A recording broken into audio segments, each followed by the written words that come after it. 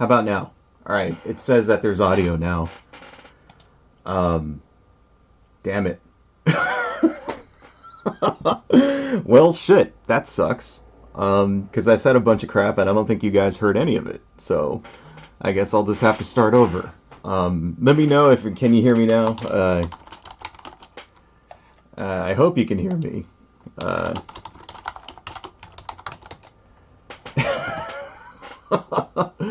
okay.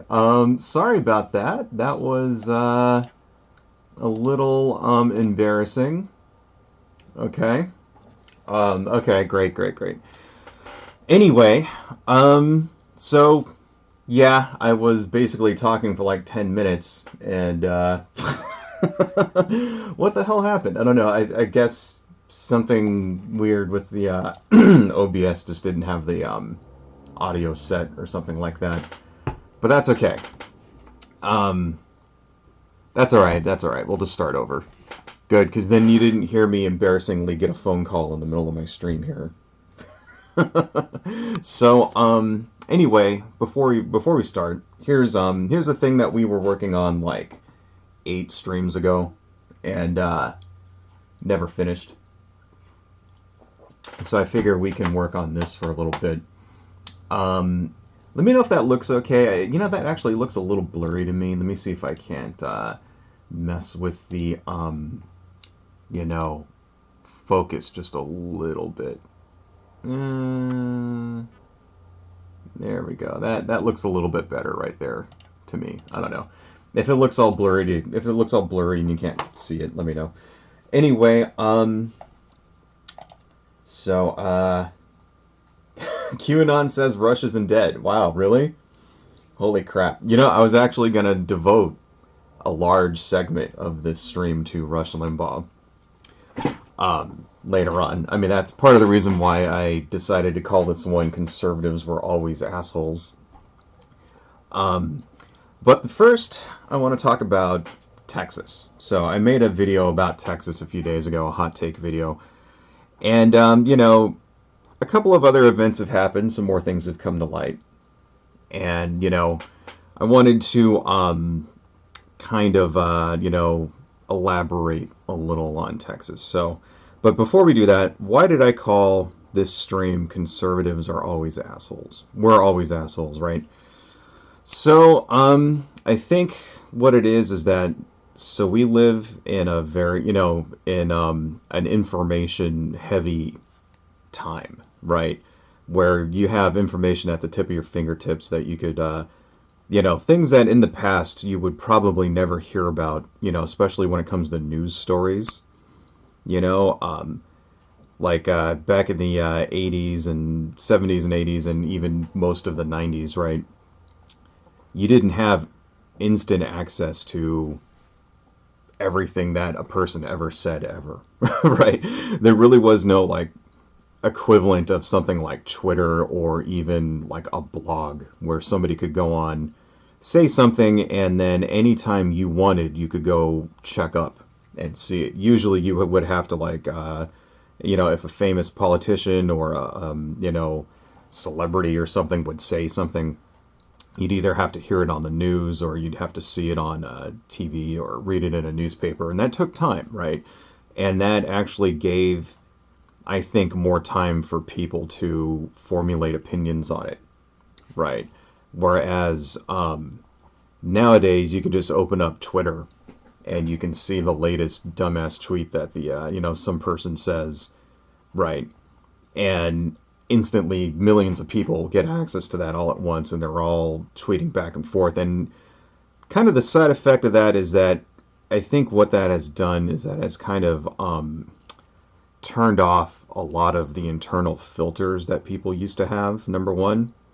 So here's an example of this, right? Because we know that in the past, you know, people are people and they say stupid things, they do dumb things, especially when it comes to politicians and media people, you know, political pundits, things like that. You know, that's usually what my videos tend to focus on, right? Are those people. So, for example, a good example of this is that way back in like 2000, I think 2006 or was it 2005? Dick Cheney had an interview with I can't remember who he had an interview with, but it basically went like this. And let me show you guys. So here's a news story that I got from Think Progress, and this is from 2008. Right. Basically, here was the interview, right? So it was with ABC's Martha Raddatz, right? And basically, it was, okay, he doesn't care about the American public's views on the Iraq War at that time. And this is how it went, you know. Raddatz, 2/3 of Americans say the Iraq War is not worth fighting. Dick Cheney turns around and just says, so. Right? And I remember watching that, and it was just sort of like this dismissive kind of like, so what? I don't care. You know, and then his response here is, no, I think you cannot be blown off course by the fluctuations in public opinion polls. That was his response. So, essentially, Dick Cheney was a complete fucking asshole who didn't really give a shit what people thought. Right. And then later on, that article I just posted, I'll go ahead and, if you guys ever want to read this or, you know, follow up on it, see what I'm talking about, here is in the chat, the article. Right. You know, basically, Dick Cheney didn't really give a shit what other people thought. He didn't care about what, you know, the populace wanted. He didn't care what the people who voted for him wanted. Right? He was going to do what he wanted to do, and if you didn't like it, you could kiss his wrinkly, zombified, you know, fucking booty. Right? And he didn't care who knew about it. And the thing is that you would read something like that back then, and it seemed like it wouldn't cause as much ruckus or, you know, I guess outcry as something like this today does, right? So this is the one point I want to make. It seems to me that reactions from people are magnified a lot nowadays. And I think a lot of that has to do with the fact that we just live in this information age where, you know, everything is just instant. You know, you instantly get all the information you want, and you can get hot takes from any of the, you know, celebrities or politicians or pundits or whoever it is. You know, you can get them instantly. Everybody has something they want to say about every event, and I know the irony doesn't escape me that I'm doing the exact same thing as well. Right. I understand. I definitely see the little bit of hypocrisy here, me talking about this while I'm like live streaming, you know, on my little tiny YouTube channel where I talk about politics. Right. So I understand. But still, you know, I think, so here's the thing about that. Why do I say now, getting back to my original point, the fact is that a lot of conservative pundits and conservative politicians and celebrities and all that, they've always expressed these views that we see from them today. So we especially in the last couple of weeks, ever since, you know, the election debacle and the raid on the Capitol, and like, you know, through the Trump years where all this, you know, where it seemed like hate speech and you know, moved up to the forefront, and there was a lot of conflict, you know, political conflict in the country, right? You know, riots and brawls and fights and accumulating in an attempt to steal the election, shit like that. Since all of that happened, you know, it seems like we're really on edge. And now there's being, you know, all this stuff is in the limelight now. You know what I mean? Now a senator who expresses views about conspiracy theories and stuff like that, that's like front page news now. Whereas in the past, people would pretty much, you know, that you would see that, but it would like not really penetrate very deep. You know what I mean? Like, you'd see a story like, for example, about some goofy shit that like, you know, say Michelle Bachmann said or Louis Gohmert said or something like that. And yeah, okay, it would be in the news or whatever, and then we would all just move on. And now like people are starting to like, you know, react against this stuff because Now it's starting to come into the forefront. Now we're starting to understand how damaging it all is. And my main point for this stream is to show that this isn't a new phenomenon. This is something that the things that Lauren Boebert is saying, and Marjorie Taylor Greene, and all of these extremely vile right wing conservative hate monger people who managed to get themselves elected, right? And the things that people like Rush Limbaugh says, and his many imitators. It's not just Rush Limbaugh, of course. It's Sean Hannity and Laura Ingraham and even all the way down to the conservative YouTube people that try to ape their act. People like Salty Crackers, for example. That's another guy. If you've never heard of that guy, Salty Cracker, he's a conservative YouTube dude who just basically he's a fucking his entire channel is just like a 4chan shitpost. That's his entire channel, essentially. Or even somebody like what's that asshole's name? Steven Crowder. People like that. It's a model. This sort of, it's like a business model almost. Like, be the biggest asshole you can. And it's because over the course of the last 30 years, right, people like Rush Limbaugh specifically have transformed conservative politics away from ideas and away from policies, and really it focuses more now on hate and owning the liberals and stuff like that. And that's almost their number one thing. It focuses on hate and doing the exact opposite of whatever the liberal Democrat wants to put in place, right? And that's not just I'm not just being hyperbolic about that. I'm not just that's actually true. And a good example of that is the ACA, Obamacare, right? If you remember back in the day, the ACA is actually based on Romney Care. We've talked a little bit about this, and I'll kind of go over it very briefly. I mean, I have mentioned this in other streams before, but just a small recap. So the ACA is based on Romney Care, that he put in, and it's essentially it was first suggested by the Heritage Foundation, which is a conservative think tank. And it is, the ACA is the conservative answer to universal health care. Sorry, I need some liquid here.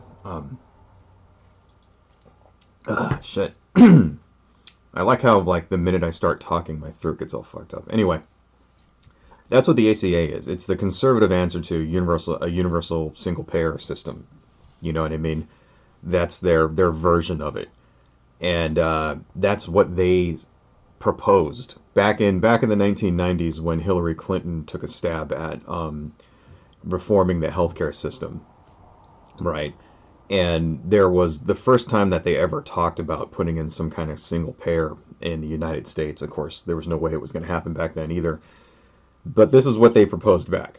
This was, you would see articles and op-eds about, oh, here's our version of healthcare reform, and it's basically everybody buys healthcare, and then the state will give you subsidies for it. And Barack Obama really wanted to get Republican buy-in for the ACA, because Obama is a lot more conservative than people give him credit for there. People tended to project what they wanted on Barack Obama, and they didn't really look at his actual policies. And he was actually a lot closer to somebody like, Bill Clinton, right? And he was a lot closer to that in his actual policies there. He's a lot more conservative than people wanted to admit, So he adopts their policy, right? He adopts their proposal thinking that he'll get some Republicans to vote for it, right? And, this is the same thing that his opponent, the person he ran against, Romney, that's the same thing that he put in, right? And, well, I guess he ran against him in 2012, so this was a little bit before that, but still.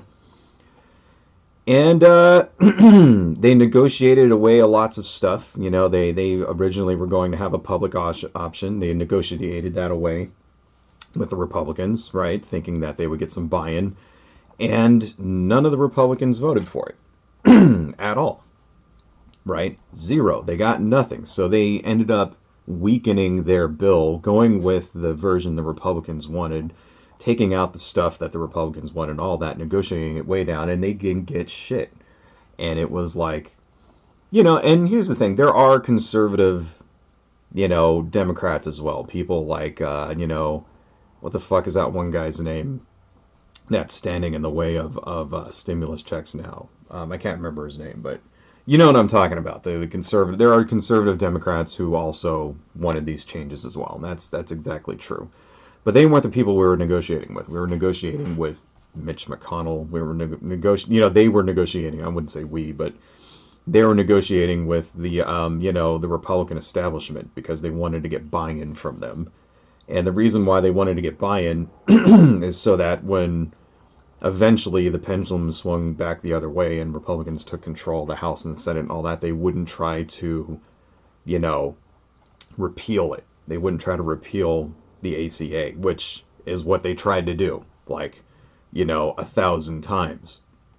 You know, the only reason they didn't repeal the ACA is because they don't have a plan to actually replace it with, and it's a lot more popular than they want to admit, right? But, you know, that was one of the things Donald Trump ran on, too. I'm going to repeal and replace. Of course, he never did it because he was incompetent. And, you know, he never actually, like, did any fucking work his entire time that he was president. But you get the idea, you know. That was the plan. The idea was that, well, if they actually vote for it, if I get some buy-in from them, then it'll unify people. They won't try to repeal it later on, and then we can just use it later on. We can expand on it later and maybe, like, get something closer to a single-payer system eventually. Right? And that's perfect, you know, that's the perfect example right there. It's like, okay, here's your policy. We're going to enact your policy. We're going to do everything that you guys want to do.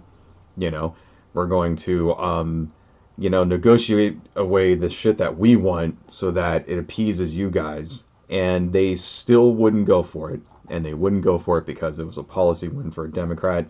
And because by that point, the entire point of, you know, the only thing that the Republican Party, the only thing that the conservatives stood for was to be in opposition of whatever liberals want. And that's essentially what all Republican politics boil down to nowadays. Right?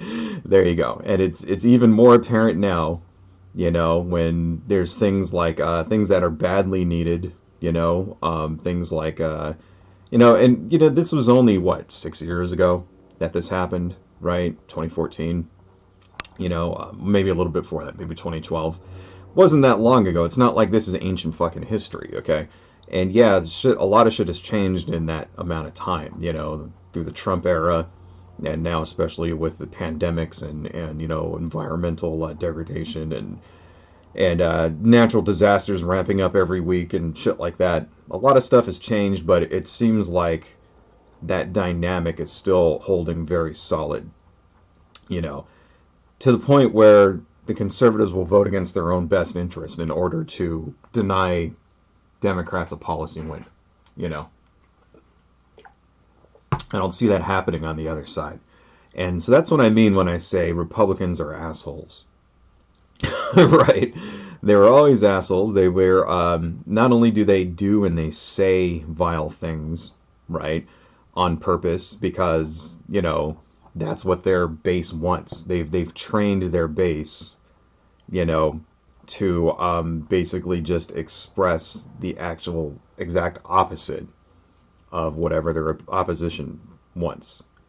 And I really think if we were to, like, you know, if say Joe Biden were to, like, you know, have a law out there, like if he were to, like, turn around and be like, you know what, I do want to build a wall in Mexico. I do want to do that, and I do want to have trade wars with China, and I do want to deport all these people. If he, like, were to adopt everything that Donald Trump went for, I really think that the Republican establishment and the Republican voters especially would still turn against him.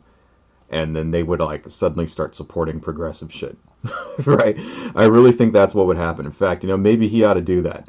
Maybe he ought to just like do a 180, support all the shit that they want so that they turn against all of those things. That'd be funny. Anyhow, so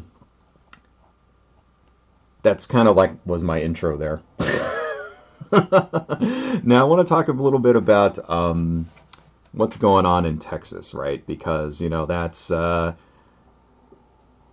of a humanitarian disaster now.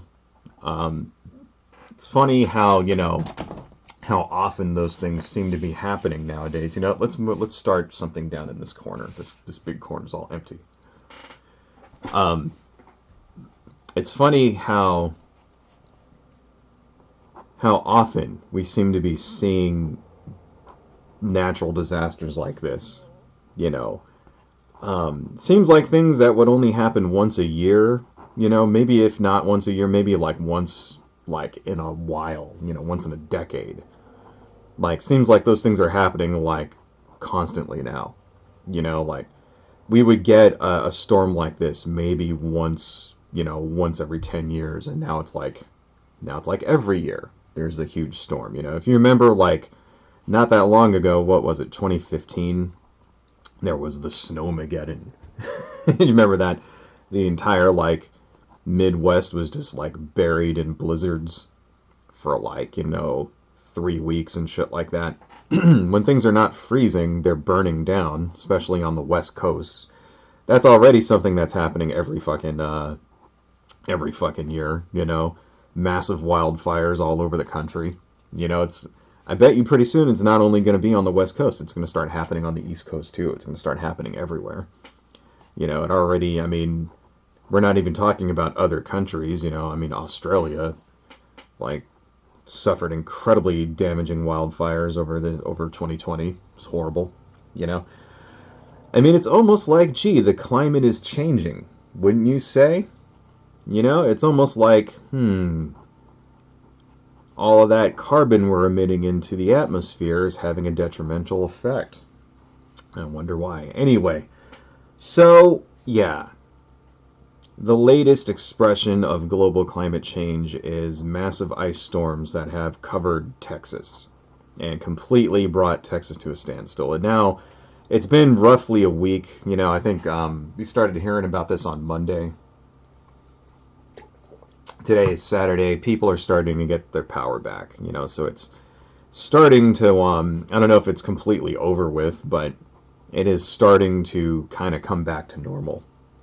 And this was, I did do a hot take video on this, but I want to expand a little bit on it, because this is a perfectly good example of, first off, it's a perfectly good example of how conservative libertarian policies about just government in general lead to, the real world effects of these policies is death. Right? They don't work, and this is a perfectly good example of it. This is Texas has their state, their state energy, grid, right? ERCOT. They set it up on purpose so that it wouldn't, it could be independent, so that they could not have any government regulations over it.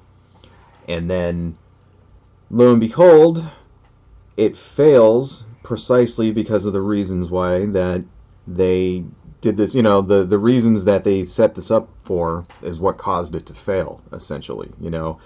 There were no regulations that required them to weatherproof their equipment.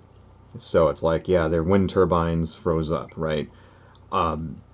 Their pipelines froze up. Most of the energy that they got is still from fossil fuels. So that's another thing, is that they tried to like blame it, right, on renewables. They tried to, in fact, it was the Governor Abbott here tried to blame this on the Green New Deal.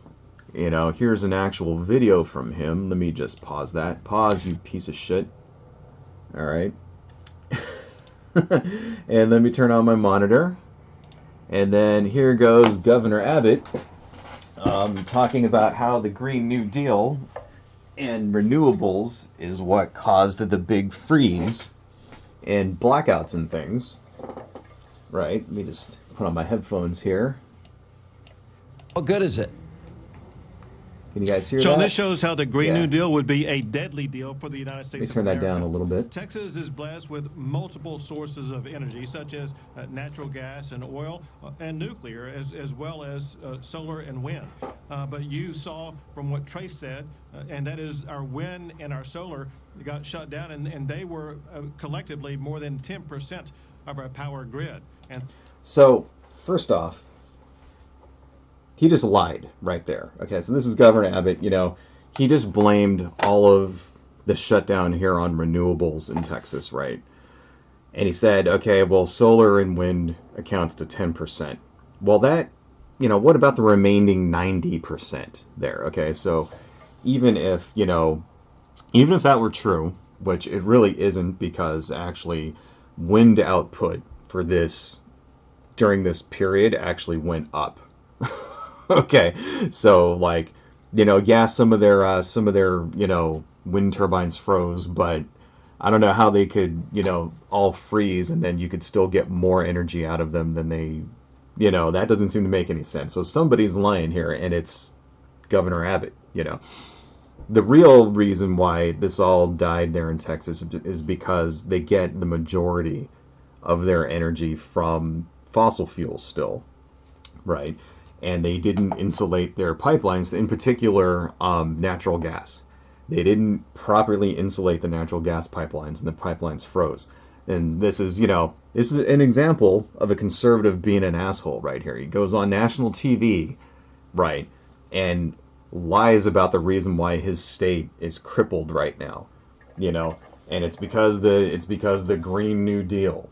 You know, that's what he just said. You know, this is how the Green New Deal would be bad for Texas. Well, Texas is like, you know, reliant on fossil fuels. So how the hell would the Green New Deal, how the hell would, you know, how is renewable energy sources causing this fucking problem when you don't, you see what I'm talking about? Complete fucking lies. But let's let the man finish talking. I mean, he's only got another 30 seconds left here, so. And that thrust Texas into a situation where it was lacking power in a statewide basis. That was power that was spread out by that ERCOT organization that you were talking about. As a result, it just shows that fossil fuel is necessary for the state of Texas as well as other states to make sure that we will be able to heat our homes in the wintertime and cool our homes in the summertime. Yeah. Despicable. Absolutely fucking despicable. Right. Here's the link to that if you want to see. Let me copy that here. Governor Abbott in Texas lying his ass off here because he's a fucking asshole. You know? Oh, wait, that's too long. Shit. It won't let me put that because the... Alright. Let me just go to tiny URL real quick here and make a tiny URL out of that. Because it won't let me put it in the chat because the, you know... text is all super long and everything. Make tiny. Thank you so much. Copy that. There you go. There goes Governor Abbott there for you. Yeah. Complete lies. Complete absolute lie. He just, you know, went on TV and just lied straight to your face. And here's the thing about it is that all the people watching that are going to believe him, you know. Because it's Fox News. It's Sean Hannity. They believe whatever the fuck Sean Hannity tells them. Okay? Because, you know, 30 years of bullshit lies put out by conservative pundit talking heads like Rush Limbaugh have trained these fucking people to just eat up any shit that, like, you know, any shit that they're told as the absolute truth. Now all of those people in Texas are going to, like, go online. And they're going to go and they're going to, like, make death threats to Alexandria Ocasio-Cortez and all that because the Green New Deal caused fucking Texas to freeze, when in real life it was just the complete exact opposite. That's what I mean when I say Republicans were always assholes. You know, conservatives were assholes. You know, that's right there. Perfect fucking example, you know. Another example of this, of course, I'm sure you've all heard about this, is Senator Ted Cruz decided to go on vacation when all of this was happening, you know. He got busted in the airport. This has been everywhere, so I'm not going to, you know, I'm sure you've probably heard about it. Right, I won't spend too much time. But, you know, he decided to go chill in the Cancun in Mexico on the beach while the people that voted for him, the people that depend on him, are at home, you know, boiling their water and chopping down, like, trees and shit and, like, burning dry grass and all that in order to, like, fucking not freeze to death. You know, it's like they're being reduced to, like, fucking, like, caveman, like, survival tactics and shit. He doesn't give a fuck. He got caught coming back, and he blamed it on his daughters. He blamed it on his family. You know, he threw his own family under the bus. All right. Remember Ted Cruz also threw his wife under the bus once, too, when Donald Trump insulted his wife, said she was ugly, all that shit. And Ted Cruz ends up phone banking for Donald Trump. Right?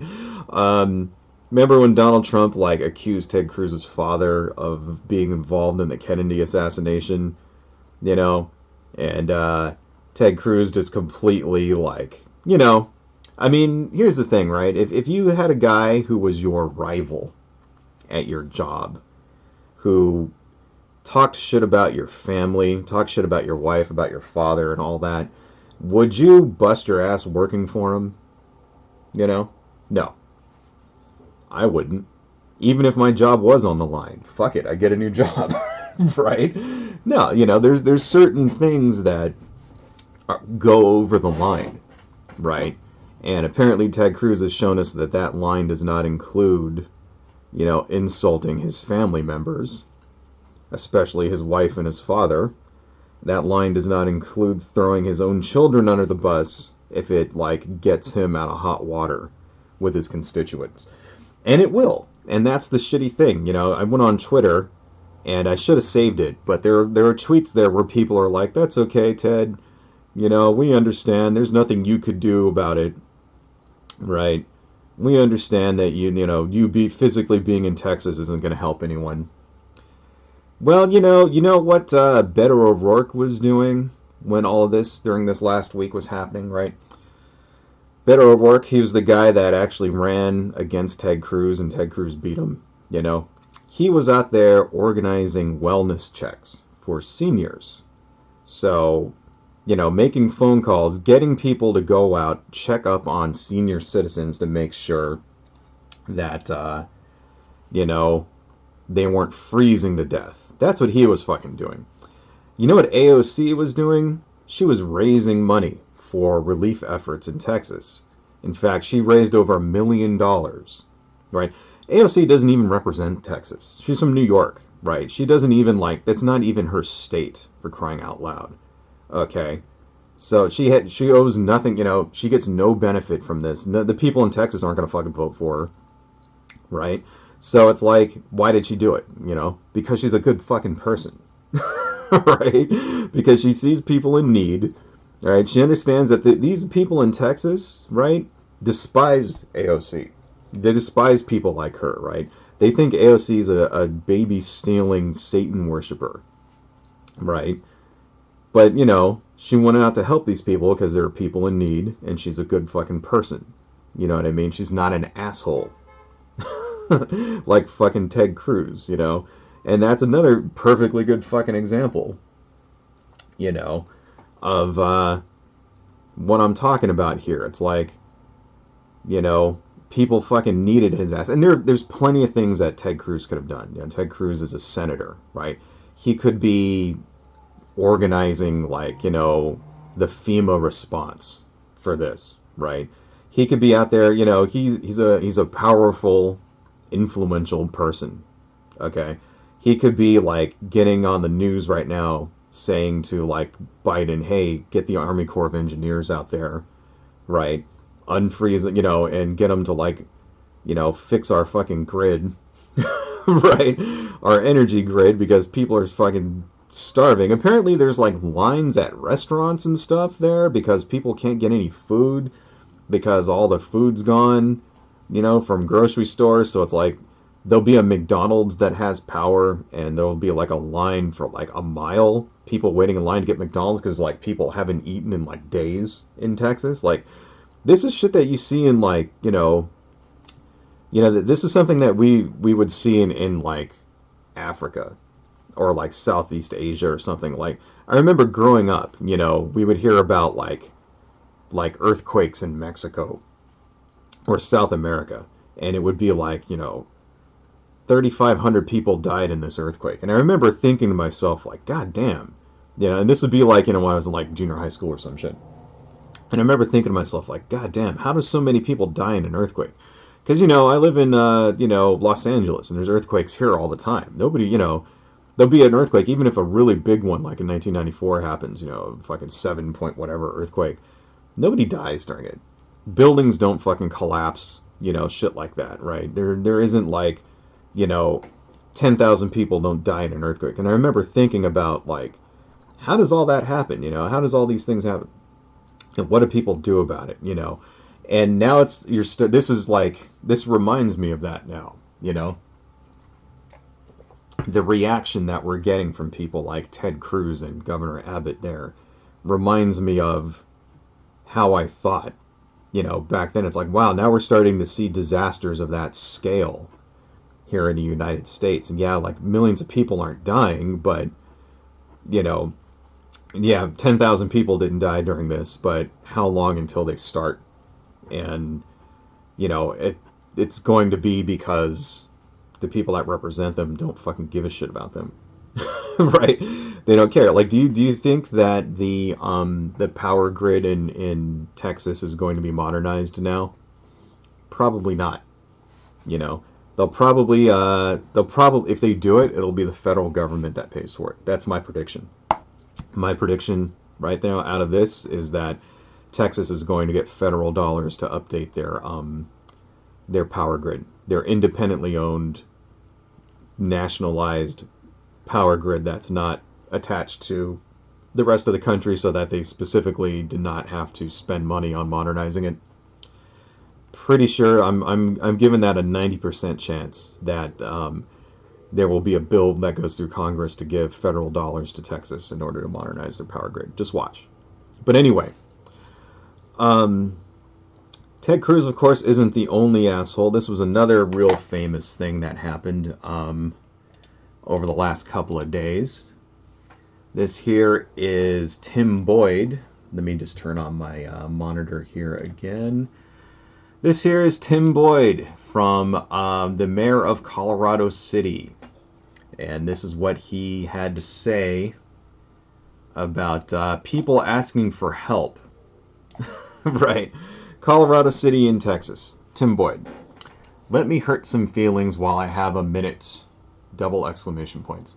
No one owes you or your family anything. I guess maybe he was typing this on a phone. I don't know. Nor is it the local government's responsibility to support you during trying times like this. Sink or swim, it's your choice. Let me just read the whole thing before I comment on it. Alright, let me just get through the entire thing. Okay, because if I sit here to comment on it, then I'll be reading this shit for an hour. Anyway. The city and country, along with power providers or any other service, owes you nothing. In caps. I'm sick and tired of people looking for a damn handout. If you don't have your electricity, you step up and come up with a game plan to keep your family warm and safe. If you have no water, you deal without and think outside the box to survive and supply water to your family. If you're sitting at home in the cold because you have no power and are sitting there waiting for someone to come rescue you and because you're lazy, is a direct result of your raising. Only the strong will survive and the weak will perish. Parish, like Louisiana parish there. Folks, God has given us the tools to support ourselves in times like this. This is sadly a product of a socialist government where they feed people to believe that the few will work and others will become independent for handouts. Am I sorry that, yeah, I've been dealing without electricity and water? Yes. But I'll be damned if I'm going to provide for anyone that isn't capable of doing it themselves. We have lost sight of those in need and those that take advantage of the system and mesh them into one group. Bottom line, quit crying and looking for a handout. Get off your ass and take care of your own family. Bottom line, don't be part of the problem. Be a part of the solution. So Tim Boyd has resigned over this, and for good measure, because this is, I think this should be like the new sort of Republican Party motto. They should take this and print this on big posters and put them up whenever they have a convention, a party convention. Because this is, basically, I got mine, go fuck yourself. That's what this is, No one owes you or your family anything. It's not the local government's responsibility, to support you. First off, that's exactly what the government's job is. The government's job is to support people during times like this. This is exactly what they're there for, right? This is why you pay taxes. You pay taxes so that when the shit hits the fan, the people you pay your taxes for are supposed to fucking help you. Okay? Look at what this guy is saying. Okay, if you don't have water, if you don't have power, go do something about it. We're not going to help you. So, first off, what about the people that you paid your money to give you water and power? You're not going to get it, so what? Well, what about that? I fucking paid these people. How come I'm not getting my power? So I'm paying for a product that I'm not getting. So whose responsibility is that now? That's the contract. See, this is what people don't understand, okay? When it comes to this shit, this sort of, because this is a very much a very libertarian sort of attitude here. Take care of yourself. Go out there, come up with a game plan, right? Pull yourself up by your fucking bootstraps or whatever, right? Don't be part of the problem. Don't depend on anybody. Do it yourself. You can't. There is no, when it comes to things like utilities, right? You cannot do it yourself. Maybe if you owned your own land, if you had a house that you own that you can put solar panels on, and then you could sink your own well, or if you live by a stream or some shit, maybe you could create a self-sufficient, environmentally friendly home, but not everybody can do that. Not everybody owns their own houses. Most people rent. So what? You can't put solar panels on a house that you fucking rent, right? It doesn't belong to you. You can't do that. What if you live in an apartment building? You can't put solar panels on your fucking apartment, right? That's not going to work. You can't sink a well if you live in an apartment building. Where are you going to put it in your living room and shit? What if you're on the 3rd floor? You're just going to build a well, go straight through the guy below you and shit? No, that doesn't fucking work. That's idiotic. That's dumb, So this entire, and it's kind of the same way with doomsday preppers. Let me turn this shit off. Kind of the same way with doomsday preppers and all that. It's that same sort of attitude where it's you need to be prepared. You need to take care of yourself. Blah blah blah. Well, yeah, you can do all this shit if you own the place where you live, if you own your own land, if you have the money to invest in these things. It's yeah, okay, I can build my own fucking bomb shelter and my own my own water supply and my own sewage and all that stuff. If I have an extra fucking $100,000 laying around, but not everybody can do that, especially if you're working minimum wage someplace, what am I supposed to do? Build a fucking nuclear bomb shelter and shit while I'm working at Burger King? That doesn't make any that's not gonna work, right? So that's complete and total horse shit here. So what is this guy saying? It's oh, we're not gonna help you. We're not gonna help you. You pay us all this money in taxes, right? And then when the shit hits the fan, we're just gonna leave you high and dry because we don't give a fuck. And that's the main difference between Republicans and Democrats, between conservatives and liberals and progressives, right? This is why, it's very telling that when the shit hits the fan, when the rubber hits the road, And we really need the government to actually step up and do what it's there for. These people have no problem just like tearing the mask straight off and just saying, fuck you, you're not getting it. You know, this is the same reaction that Puerto Rico got after the hurricane that destroyed Puerto Rico in what was it, 2015? You know, and Donald Trump didn't do a fucking goddamn thing to help them, right? And you know, there were places in Puerto Rico those are American citizens. Remember that, okay? These are, it's not like some other fucking country, you know. It's not like, oh, we're gonna go help whatever. No, those are Americans there, right? Those people pay taxes, right? They don't have representation, by the way. You know, wasn't that a thing that we like? You know, during the fucking Revolutionary War, no taxation without representation. Well, that's exactly what's fucking happening in Puerto Rico, right?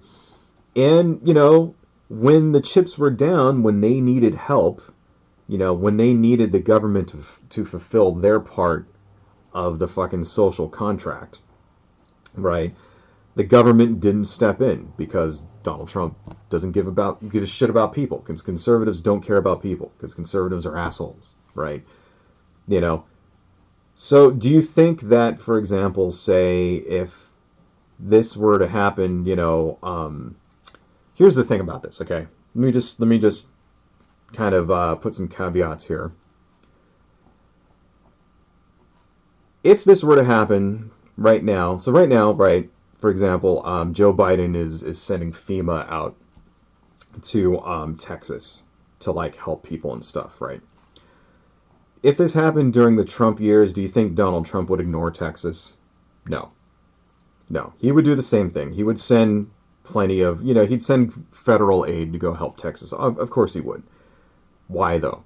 Why would Texas get... In fact, that's exactly what happened. Like, during the same hurricane that destroyed Puerto Rico, the same hurricane also affected parts of Florida and Texas as well. Florida and Texas got their, you know, got their federal dollars, right? They got their power grids and shit shored up and all that. They got all the help they fucking needed. Puerto Rico didn't. Why? You know, it's because it's politically advantageous for them to help Texas and Florida because those are red states, right?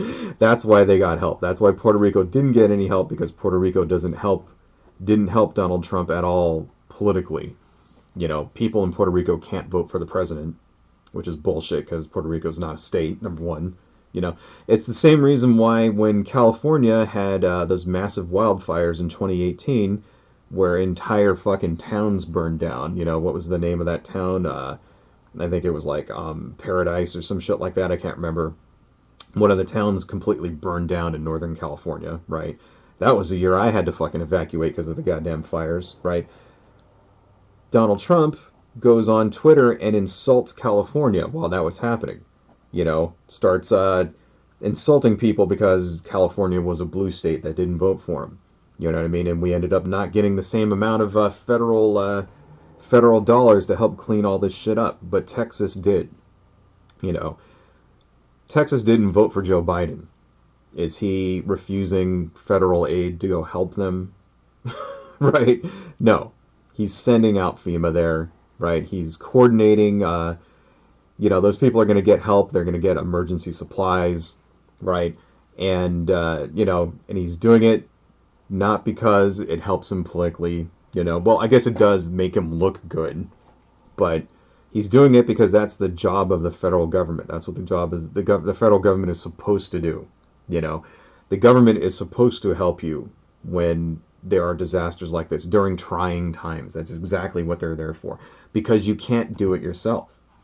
You can't save yourself from a flood, you know, unless what, you just happen to have an extra fucking, like, you know, rescue boat laying around. No, you know, you can't save yourself from an earthquake. If it's freezing cold outside, you don't have electricity. How are you going to generate your own electricity? What, are you going to, like, hook a bike up to a fucking turbine? Right? And pedal your ass, you know, to fucking, like, you know, pedal, you know, use fucking, like, pedal power and shit to, like, turn the lights back on. It doesn't make any sense. It's dumb. And it's perfectly, you know, this is kind of a double whammy here. It shows that this libertarian shit is complete bullshit that just has no practical use in real life, and it's demonstrating right here. This is what happens when you put conservative policies, when you enact them, when you enact conservative libertarian policies when it comes to things like, utilities, is that it results in people dying, and it also shows how much conservatives are fucking assholes that don't care about people. They don't, Ted Cruz does not give a shit about people. Doesn't care about the people that he even is supposed to represent. He cares so little that he fucking bailed to go hang out, on a beach at a resort. That's where he was going. He was going to this luxury resort in Cancun. Something that the normal average people can't afford that. I mean, can you afford to just at the drop of a hat decide, I'm going to go chill in Cancun for 5 days? It's no. If I could do that, I'd be there right now. You know what I mean? But no, it gets a little too cold for him. He just bails. Fuck all the people that actually need his help. I don't know. This is what I'm talking about here, folks. There were always assholes, and I'm sure that there were plenty of examples in the past, from the Bush era, from the Reagan era, of Republicans also being assholes, that we just didn't hear about because we don't have social media, because we don't have Twitter, and, we don't have Facebook, we don't have people spreading this stuff. And maybe that'll be a good stream. Maybe I should go back and research some shitty asshole things that Ronald Reagan did and Bush the First did, and Richard Nixon, of course, probably has a ton. I mean, maybe we could do a stream on the Nixon impeachment and how different it was from Trump's double impeachments, and that might be an interesting thing. One more thing I wanted to talk about. Well, actually, there's a couple of things that relate to the Texas deep freeze here. Here is a, let's turn on my monitor here. This is Kevin McCarthy's blog, Republican leader, GOP. What's up in Texas, right? In this blog, he's talking about the energy crisis in Texas. Was it caused by frozen wind times? Blah, blah, blah. And he's basically blaming the Green New Deal. Short answer, it was a perfect storm. Long answer, if the Biden administration follows through on its talk to ban fossil fuels, this will happen again, and in more places in Texas. Once again, Kevin McCarthy lying to you, because it wasn't, renewables that caused this. It was reliance on fossil fuels that caused this, right? It was them not, properly weatherizing their equipment, because there are wind turbines that we use in Alaska and, Antarctica, which have no problem sustaining, working in the cold. It's because, Texas didn't want to spend the money. So this is the main excuse. This is the main talking point that the conservatives are getting out there, trying to blame it on renewables, which is bullshit. Okay.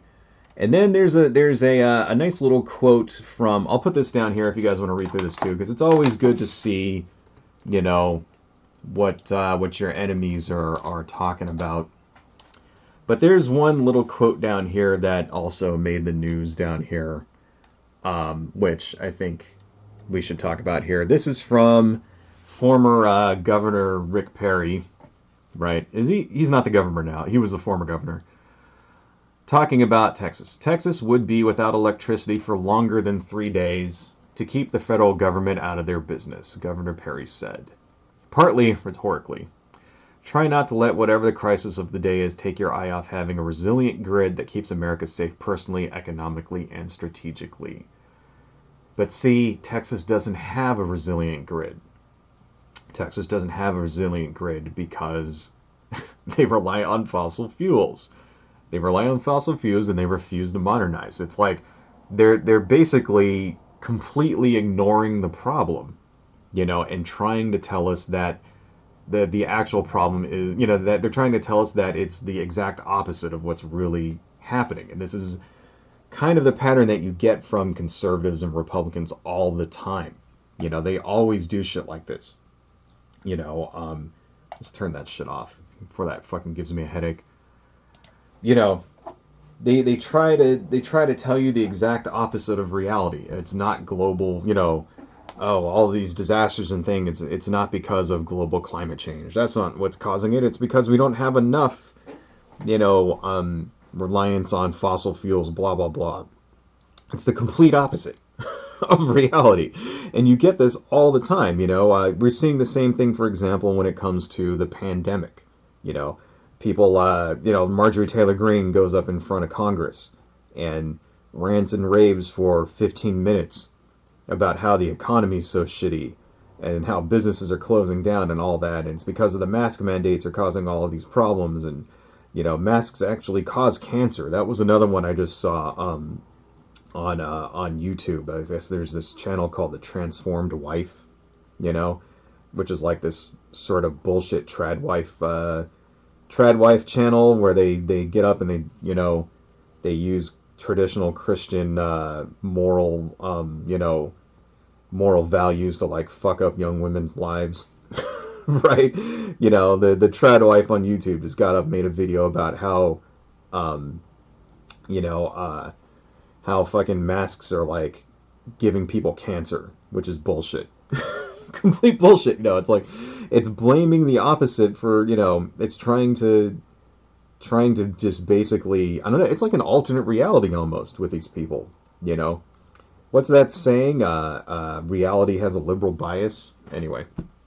So yeah, you know, Governor Perry, it's like, oh, people in Texas are proud to freeze to death, as long as that means we don't have that goddamn socialism. Keep in mind, the government in Texas is not a socialist government, you know. The United States federal government is not a socialist government, and even if Joe Biden was a socialist, which he isn't, he's only been president for, as of today, 29 days. It hasn't even been a month. Today's the 20th, right? So it hasn't even been 30 fucking days yet. Right? So don't tell me that just the nanosecond Joe Biden became president, all of a sudden we were living in a socialist hellhole. No, this is not socialism's fault. You know, this is the current system we have is a highly capitalistic one. You know, the power grid in Texas, it's privatized. Okay, power is sold on the open market in Texas, and some people, right, have plans with the power company there, where they get their electricity on this open market, and the price can go up and down. Well, most of the time that electricity is very cheap, right? But it turns out during trying times like this, you know, that power can go way, way up in price. And here's another one that I found. You guys are gonna love this. This blew me the fuck away when I saw this shit. Texas deep freeze subsides. Some households now face electricity bills as high as $10,000. Which I couldn't fucking believe this, but apparently this is true. Here's the oh god damn it, this one is also too long. Let me just go to tinyurl and let's just make this one smaller, tinyurl.com, right? Because, you know, if you guys want to read this, select, you piece of shit. Thank you. Let's just make that one small. Make tiny, copy that. Thank you so much. Okay, we'll just go back over here. And boom. Yeah, this is kind of, I'm not going to read this entire thing, but it's just basically talking about how apparently what it is that the people that have this deal with their power company where they buy their power on the open market, during this freeze, because all the power got shut down, it became extremely valuable. And, you know, treating power as a commodity, and it went up to in some places to $9,000 per kilowatt hour, right? In some places in Texas. And this isn't everywhere in Texas, but only with those people that have that particular deal. Whereas most of the time it would be very cheap. So it's like, last month they were paying $50 for their power, which is actually very nice, And now this month they're going to get a bill for 10 grand, which is absolutely fucking unbelievable. And how the hell could anybody pay? Can you imagine that? That's like buying a car.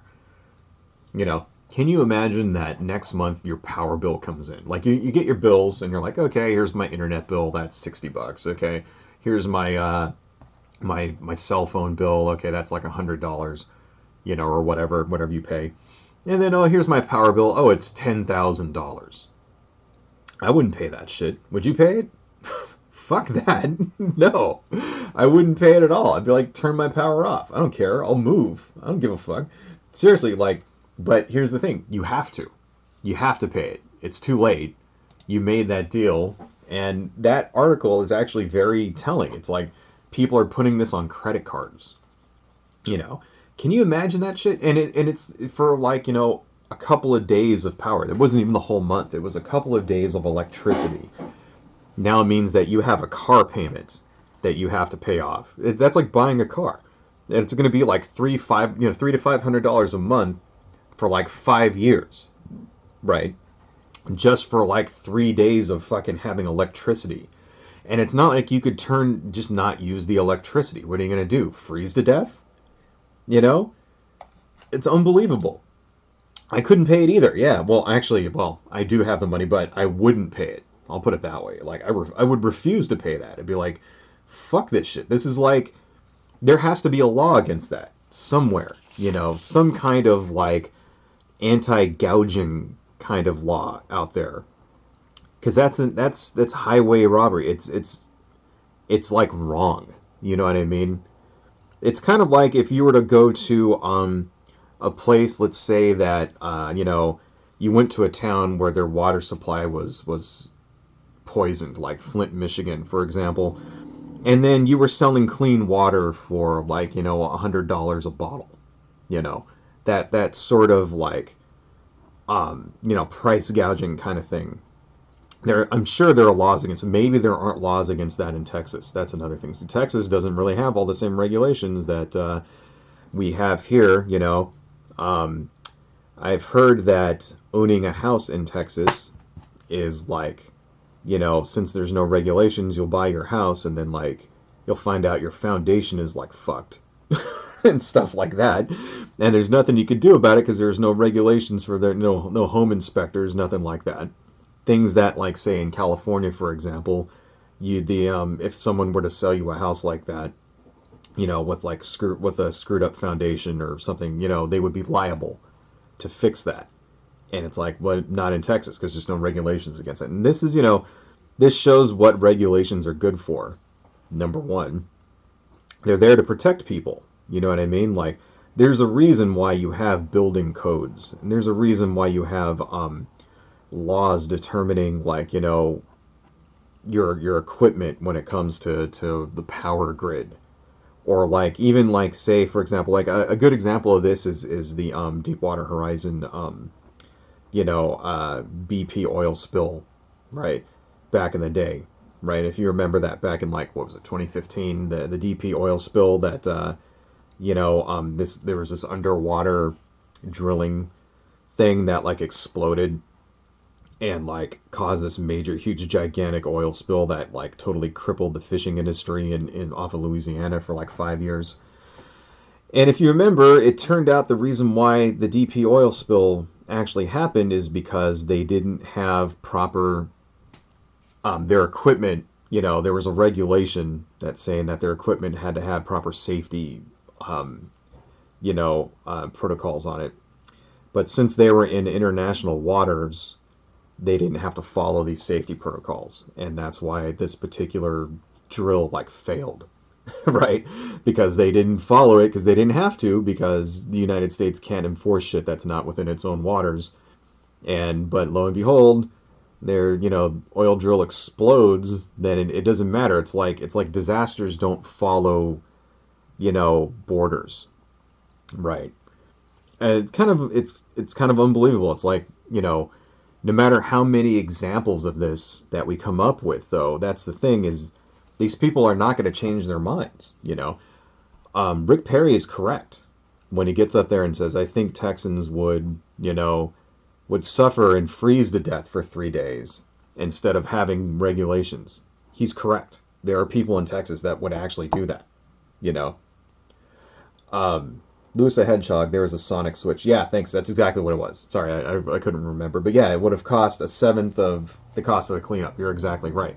Yeah, and they didn't do it because, you know, they didn't have that switch on there because they're, you know, the regulation didn't apply where they were, which is bullshit, right?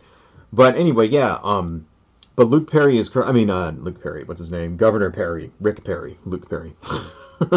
Rick Perry is correct when he says that there are people in Texas, you know, would very well rather freeze to death than, you know, have any regulations, right? And then have the federal government in their business. He's absolutely correct, because the people there have been brainwashed for 30, 40 years by an right-wing alternative mediascape, you know, into believing this ridiculous conservative, you know, libertarian horseshit, in no part thanks to people like Rush Limbaugh. So this is a good way, a good little way to segue into talking about Limbaugh for a bit. He was the biggest asshole of them all, Rush Limbaugh. He's been an asshole for decades. And I know you're not supposed to talk shit about people who have died, but I don't care. Fuck Rush Limbaugh.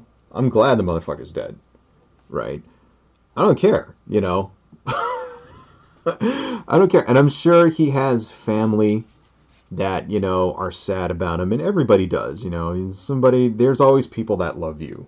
No matter, you know, you could be like the spawn of, you know, like they could take Adolf Hitler and like, you know, Osama bin Laden and like put him in a cloning machine with like fucking, you know, with like the Night Stalker Richard Ramirez or whatever. And it could be like, you know, Adolf Hitler bin Laden Ramirez could pop out of that, and there would be somebody that would love them.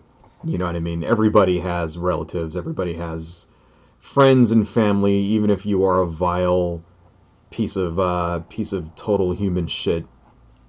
Even if you're somebody like Matt Gaetz, you know, who's just like Matt Gaetz is just a walking pile of human feces in a $3 suit, you know, who thinks he's going to be president one day and never will be. Fuck Matt Gaetz. But even he has some people that love him. So I'm not saying that, you know, and I'm sure these people are sad.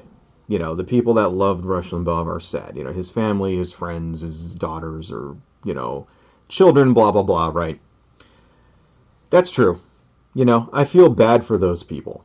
But I am not going to lie about who Rush Limbaugh was. And I think these people need to understand, if you are a relative of Rush Limbaugh, if you're a friend of Rush Limbaugh, I think you need to understand that he was not a nice person, you know.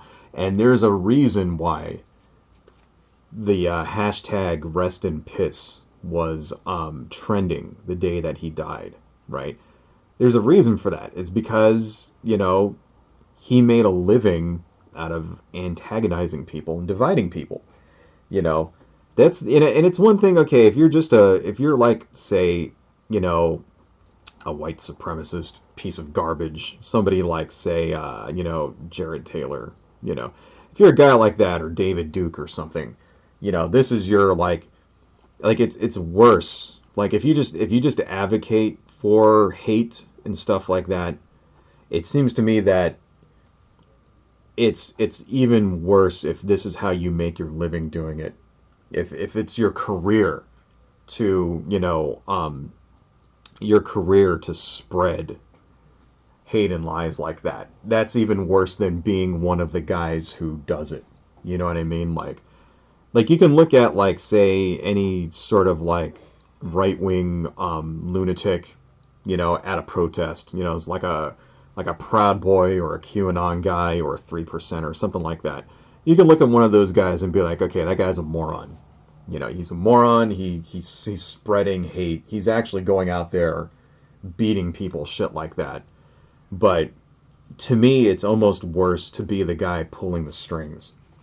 To be somebody like Rush Limbaugh or Ben Shapiro or, any number one of the people who grifts out there and actually causes, because Rush Limbaugh's actions, just taking him for, since we're talking about him, his actions being the person behind the scenes is worse to me because he's the one who is essentially causing these people to go out there and, and spread their hate and lies and assault and beat and murder people, right?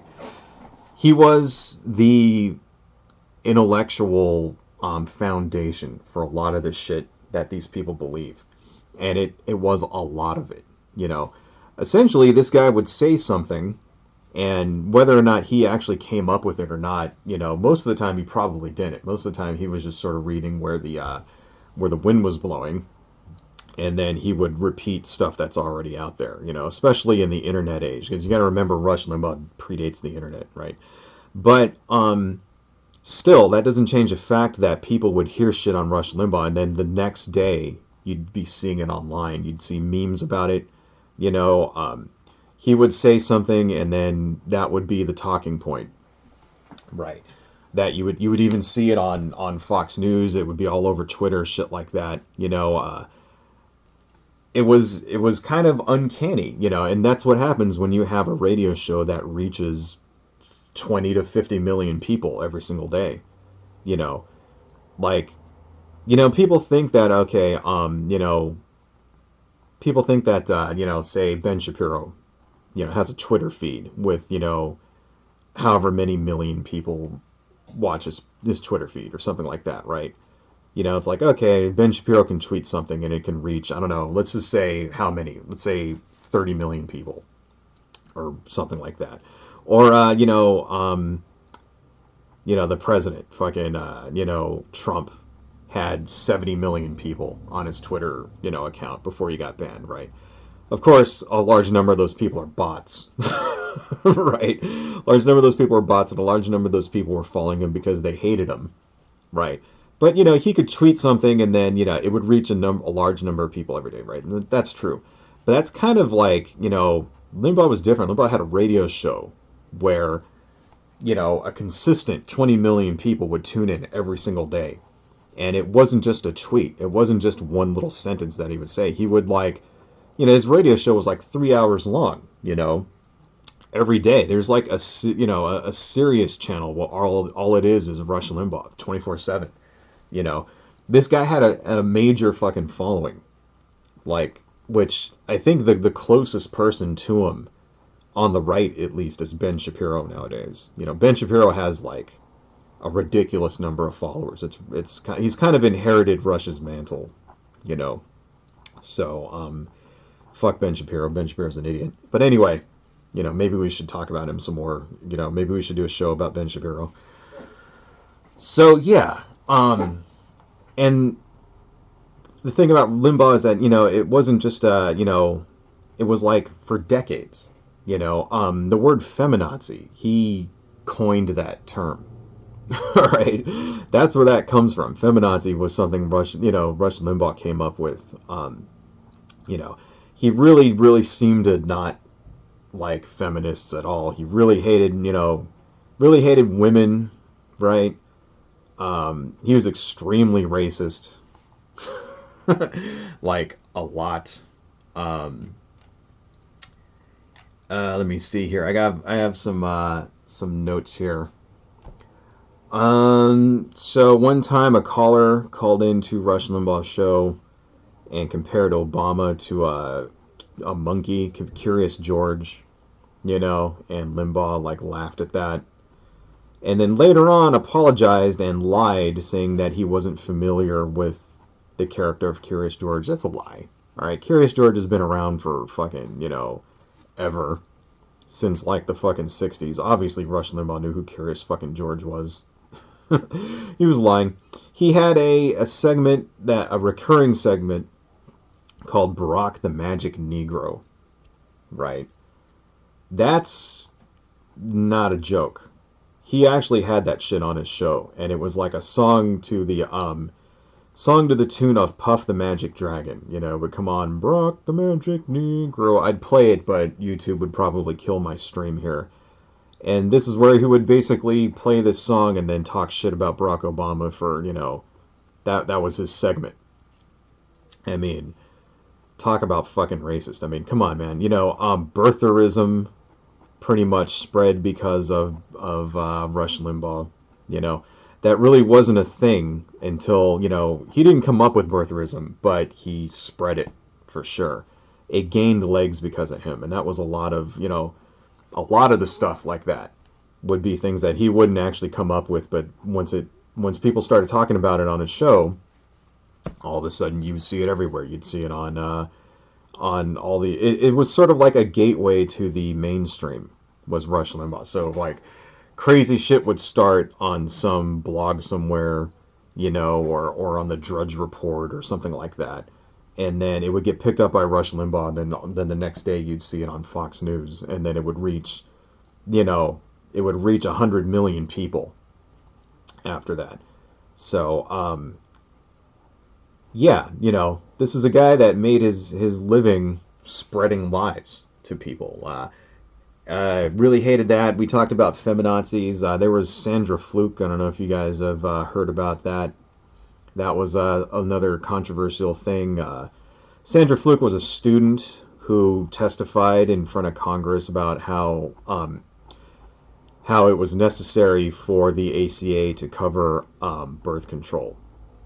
And because she was using it in order to regulate hormones and stuff like that. Because, you know, not every person that goes on birth control does it because they're, you know, sexually active. And apparently Sandra Fluke was not sexually active. She was doing it because her hormones were fucked up. And, you know, Rush Limbaugh calls her a slut on his show. You know, calls her a prostitute. Says that she was getting paid to have sex and shit like that. You know. And because he does this on his show, Sandra Fluke starts getting death threats. Starts getting rape threats. People start, you know, hounding her and stuff like that. Did Rush Limbaugh ever apologize for that?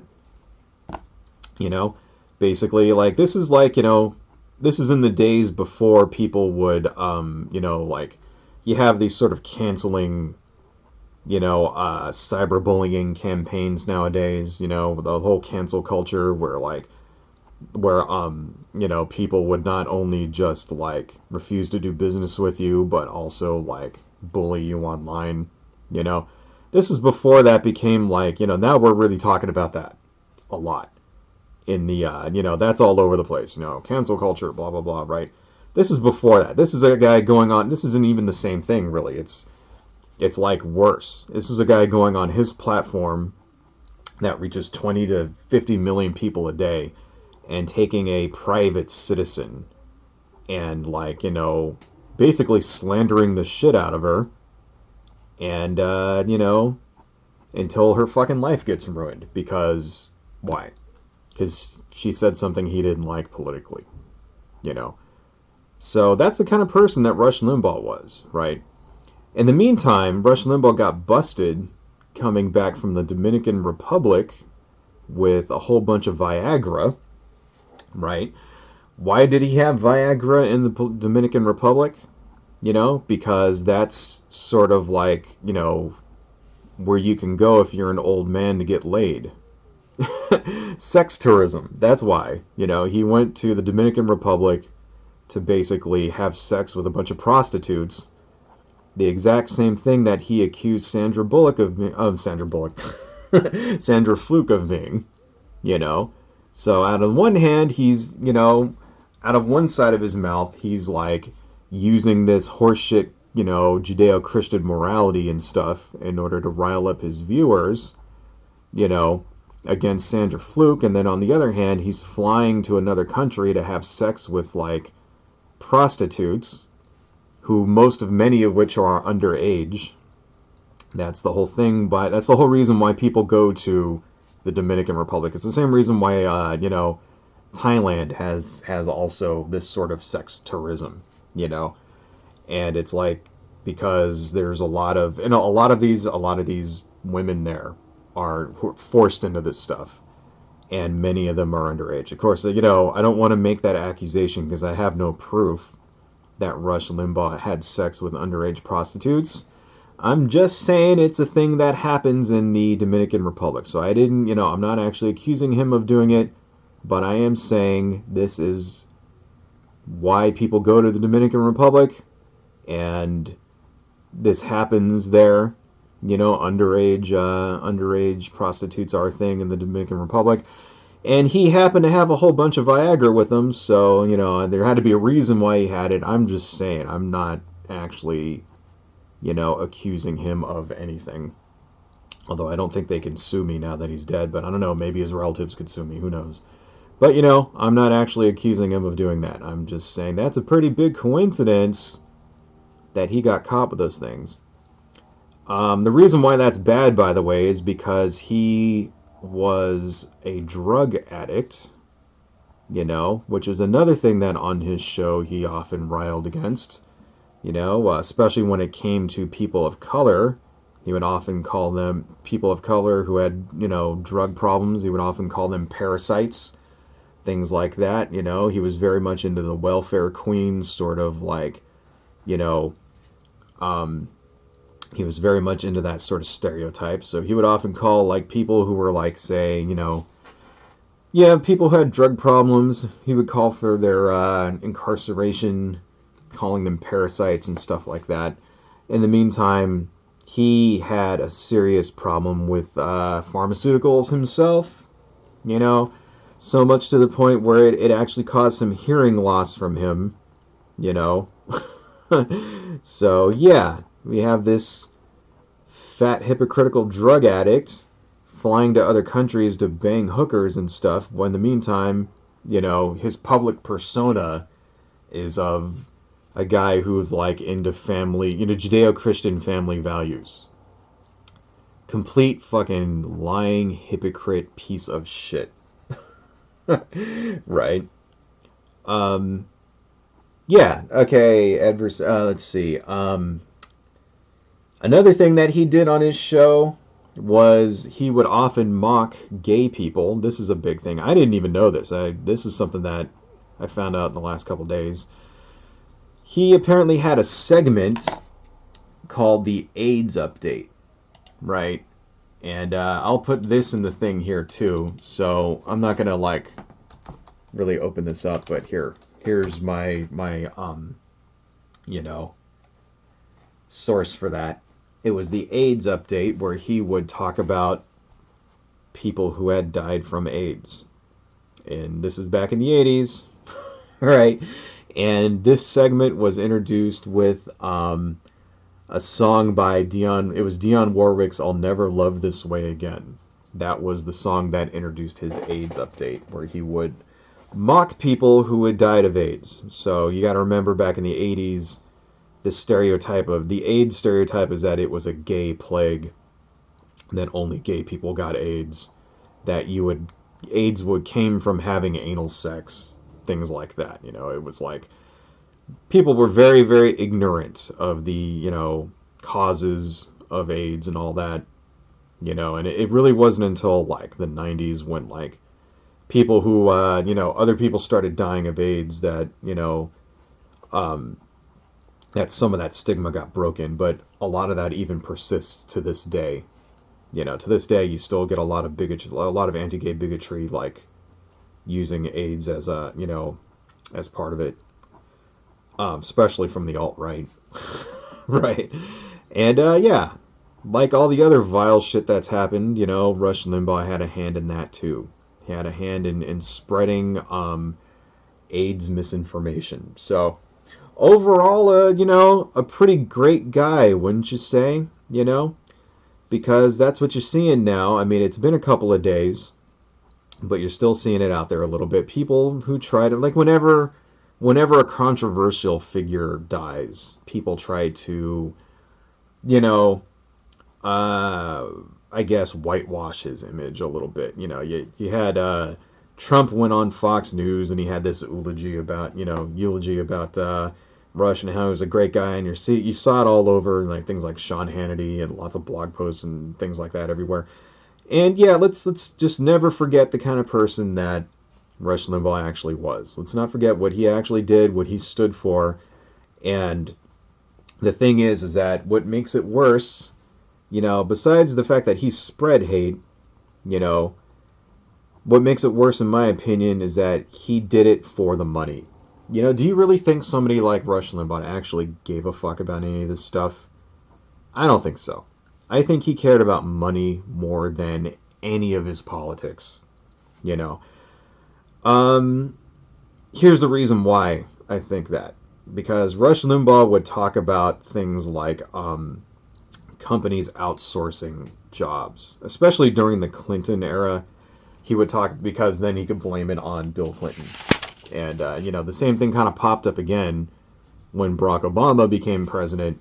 He would often talk about how, Obama's policies were leading to American jobs going overseas, because he was also very much, he was also very much anti-immigration too. We didn't really cover that. But this was a thing that they could hammer Obama with, outsourcing, right? And I remember way back in the day, I think this was around 06, something like that. It may have been 05. I read a thing about Clear Channel laying off 1,400 people. And I was like, Clear Channel. So if you don't know, Clear Channel is the largest radio network in the country.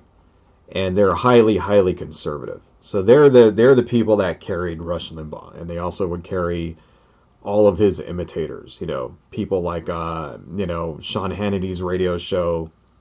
And, John Ziegler and all these other, Rush Limbaugh, wannabes would all be on Clear Channel. Right.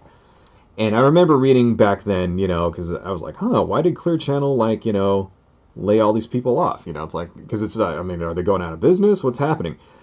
And then another story comes out a few weeks later about how Rush Limbaugh got a $400 million contract with Clear Channel. I'm like, that's why. That's why they laid off 1,200 people, because they needed to free up some cash so that they could secure Rush Limbaugh for $400 million. Sounds about right, doesn't it? $400 million, that's probably the salary of the people that they laid off. There you go right there. And that kind of showed it to me. It's like, okay, he really doesn't give a shit about any of the shit that he's saying. He really cares about the money because, it's not like by this point he was already rich. He was already a fucking, he's probably died a billionaire. We don't know how much money he had, but by this point he probably had several $100 million already. He was already a famous radio show dude for, an author of several horseshit books and whatnot for 30 years at this point. He didn't need the money, right? And think about that. Think about if you were to get a job and if they were to come to you, if your job came to you and said, hey man, we will give you this raise, by X number of millions of dollars. But if we do it, we have to lay off all these other people, right? Don't think that he didn't know that they were going to lay off all these people. I mean, come on. Are you serious? You put two and two together. Okay, you don't know what's going on at the company that is paying you millions of dollars. Of course he fucking knew. All right? Of course he knew. He was an important person to them, right?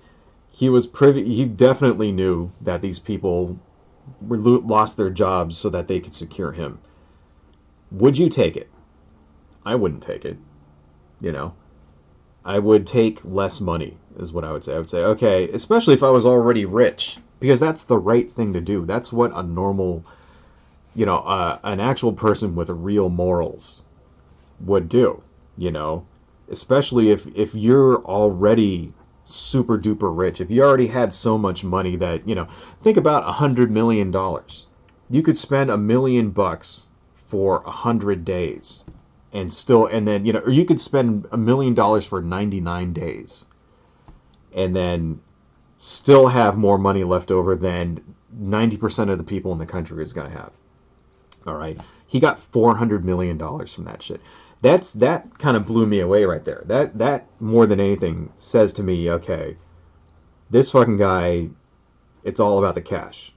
That's it. And if he could make the same amount of money saying the same shit that he does, but from a liberal progressive perspective, he'd do it. You know, don't think for a nanosecond that Rush Limbaugh wouldn't have switched sides. If he thought that the gravy train was going to come in, if he would just start talking about liberal politics and progressive politics and things like that, he would jump ship in a nanosecond. Don't say that he wouldn't, because he would. Right? So it's like, and that's what, you know, that's the ultimate, I guess, you know, take on Rush Limbaugh, is that, you know, that's what makes him worse. He's worse than Jared Taylor. He's worse than Nick Fuentes, you know, or any of these other, like, you know, or the leader of the fucking Proud Boys, or the guys that actually go out and, like, beat and kill people. He's worse because he enabled these people, right? He was basically their intellectual foundation. He's the one that encouraged them by spreading hate and lies every single day. He's the one that moved the Overton window over 30 years to a position to where that, you know, suddenly it was like acceptable. It was part of the mainstream to like have views like this. He's the one that caused all of this stuff, right? There would be no Marjorie Taylor Greene without Rush Limbaugh. Okay, there would be no, you know, there would have been no Donald Trump without Rush Limbaugh, right? No, wouldn't have happened. Okay, you know, and just think about all the millions upon millions of people over the last 30 years that conservative Republican policies have fucked over and over and over again. You know, no, in no small part because Rush Limbaugh gave permission to them to think these things, made it okay. That's what he basically did. He enabled this shit to crawl into the mainstream, so that, yeah, maybe if we start a war for oil in the Middle East against a country that didn't attack us during the largest terrorist attack in the history of the country and shit, maybe that's okay now because somebody like Rush Limbaugh, you know, spent the last 30 years drilling in, you know, racist hate and bigotry into everybody's fucking minds, right? And all that, and spent 30 years, like, you know, maybe it's okay now for us to not, you know, to ignore global climate change and not do anything about pollution, no matter how many people it fucking hurts. Because Rush Limbaugh just spent the last 30 years telling us all that it's you know, global climate change is a liberal hoax and it's all put on by the Chinese, and it's all there so that one day the evil commies will take over and force you to have abortions and take away all your guns and outlaw Christianity. Right. That's where all this shit came from, and from fucking Rush Limbaugh. So it's like, yeah, you know, we need to say this, right? Maybe you don't be a complete asshole about it. Maybe you don't, you know, but we cannot allow his image to be, you know, redeemed. We cannot allow him to be, you know, we can't allow his history to be thrown into the fucking, you know, memory hole, right? People need to understand exactly who he was, and everybody else who's just like him, because now, you know, thanks to him, there are hundreds and hundreds of imitators. You know, people like, you know, Sean Hannity, for example, right?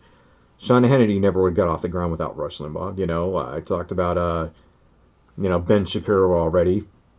They're basically doing the exact same thing that Rush Limbaugh does. You know, he would call his fans, he would call them ditto heads.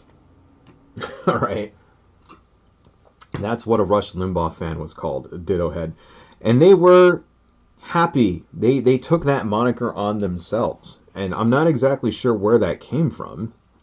But that kind of sounds like an insult to me. Don't you think, though? If somebody were to call you a ditto head, what does that connotate? It means you're just repeating, you know, you're just repeating the exact same thing that he tells you, right? Yeah, ditto. I agree with you. That's what that means, right? And I think he knew it. I think he understood, because that's where that, why the fuck did he call his like fans that pejorative term, you know? If he didn't understand that they were just fucking brainlessly repeating anything that he said. He knew his influence. He knew the kind of influence that he had over his viewers, and he knew how influential he was with politicians and the country. Of course he fucking knew. So there's no excuse. There's no fucking excuse for him, and you're gonna see this, in the years to come. People will talk about Rush Limbaugh and what a great fucking guy he was. And it's like, no, fuck that shit, right? Let's never forget, the world is a much worse place because of him specifically, and what he enabled. So that's why I did want to spend some time talking about him, so that we can eulogize him and give him that final fuck you wherever he is now. If there is an afterlife, I'm pretty sure he's rotting in hell right now. Maybe not. Maybe he's in heaven. Maybe Rush Limbaugh was right about everything. Isn't that a scary fucking thought? Anyway, I had some other shit I wanted to talk about, but fuck that. Let's just move on. It's already an hour and 41 minutes in. So let's read some of the comments that we got here. Thank you guys, by the way, for sticking with me, even though my sound was like not there in the beginning. Hand kind of hurts too, so got to take a break here. Fucking hand is like aching and shit. Let's read some of the comments here. Let's see. Lewis the Hedgehog sound. Okay. Okay, blah, blah, blah, blah, blah, archive. Dynacat, I guess I'll have to catch the upload tonight. Got to take care of the cat. Thank you for coming in, Dynacat. Really appreciate it. Lewis the Hedgehog, we can use renewables to synthesize methane while removing carbon dioxide from the atmosphere. Really? Wait, we can do that? You mean, like, to synthesize methane from the atmosphere? Is that true? Shit. Well, fuck. Let me look that up. Wait, hang on a second. So you're saying, let's see, oh, I guess I have to go into, so I synthesize methane, remove carbon. Is that possible? The Sabatier reaction produces methane in water from a reaction of hydrogen with carbon dioxide. Wow, is this what you're talking about here? This thing? Is that true? It was discovered by lead occur through a dissociation mechanism. Okay, there was one other thing that I did see, if it's not this. Eco-friendly catalyst for burning carbon and emitting useful gases. Room temperature conversion of CO2 to CO. Wow. Okay. I guess this is like... I guess you're absolutely right. Here's another one that I just found right here. Room temperature conversion of CO2 to CO. New way to synthesize carbon. Could potentially reduce carbon dioxide emission into the atmosphere. Oh, fuck. Okay. That gives me some hope. Good. I hope that... I'm going to have to look into that. And I didn't know that you could do that. I guess that's why I'm not a chemical engineer, but... That's good. Fuck, let's invest in that, please. Yes, I will donate my money to that. Fuck. Can I sign up to like get all of my like power from that? That'll be fantastic. Thank you. I will definitely check that out, man. What else? Lewis the Hedgehog. Didn't The Simpsons predict this? Are you talking about the Texas freeze?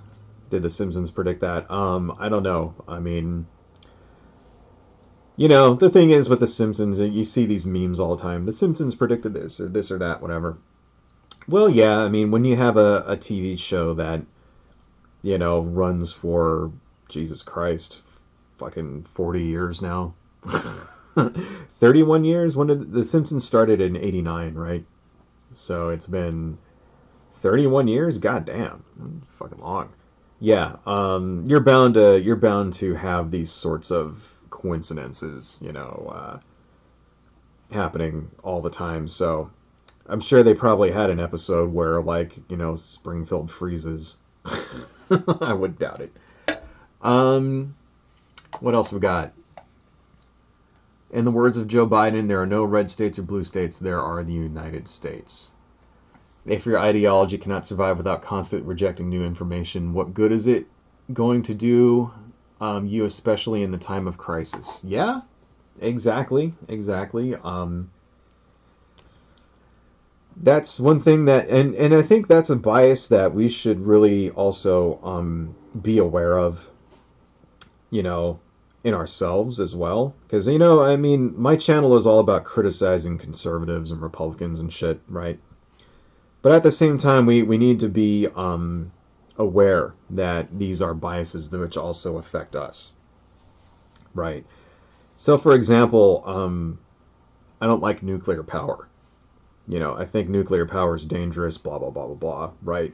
But I understand that this is a bias that I have, and I'm not an expert, obviously, in nuclear power, right?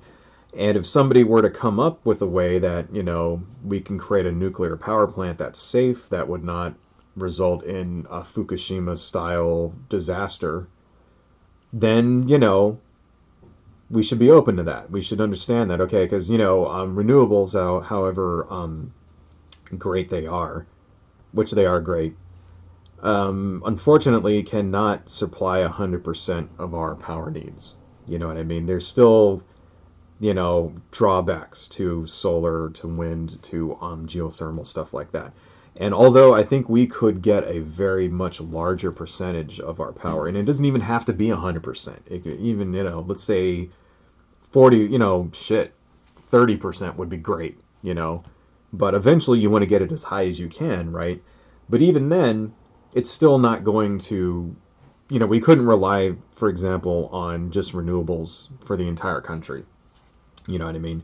There's still going to have to be some gaps that are going to need to be filled by traditional either fossil fuels or nuclear, right?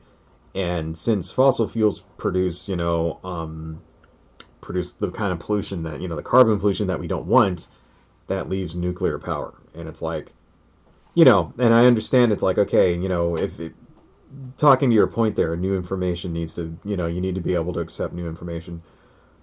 If they were to create that, it's like I guess what I'm trying to say is we should be open to new information especially when it comes to things that we advocate against. You know what I mean? So yeah, if they do create, for example, a foolproof nuclear power plant that will not melt down, if they come up with a design that has multiple redundancies that, if a disaster hits it, an earthquake hits the plant, something like that, and that it'll not melt down, then yeah, we should be open to it. We should be open to okay, go ahead, put a nuclear power plant. I mean, put it way off in the fucking desert where I'm not gonna be around it. I think a NIMBY definitely does apply when it comes to nuclear power plants, but at the same time, I could open myself up, to supporting implementing that. If the choice is between a coal-fired power plant and a nuclear power plant that has a safe design, and if they could prove that it's safe, then I would support it. You know what I mean? And it's important, I think, just using that as an example, it's important, I think, for us to open ourselves up and just be aware that we have these biases also.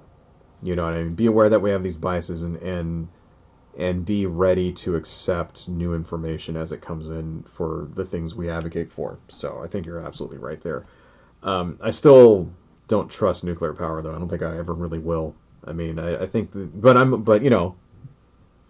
open to being convinced. Put it that way. Convince me that it's safe, and then I'll support it. Put it like that. So, anyway, but no, that's a good point there, man. Um, let's see what else we got here. Booyah Amadan. Hey man, thanks for joining. Could have at least picked Hawaii, not a foreign country. Oh, you're talking about Ted Cruz. Yeah. Yeah, well, it's because it's cheaper in Cancun. That's probably why, and it's probably closer. And apparently he had this, this apparently he has a resort that he goes to a lot there, and I'm not, I don't give a shit about that. It's like, yeah, okay, go to Mexico. I mean, Mexico's awesome. I don't know if you've ever been there. Mexico rules. I'm just saying, it's like, don't go when like people fucking need you. You know what I mean? Like, this is not the time to go on vacation when like there's a disaster happening and you're an important person. If he was just a normal guy, if he was just some rich asshole, nobody would have gave a shit, because that's what rich people do anyway. Like, I think also I saw some commentary actually online. I didn't come up with this, but I saw some commentary. I can't remember who it was from. I think it was on Reddit somewhere. Some article talking about what Ted Cruz did is basically how the elite are going to respond to global climate change. And I think that's a good point. That's what's going to happen.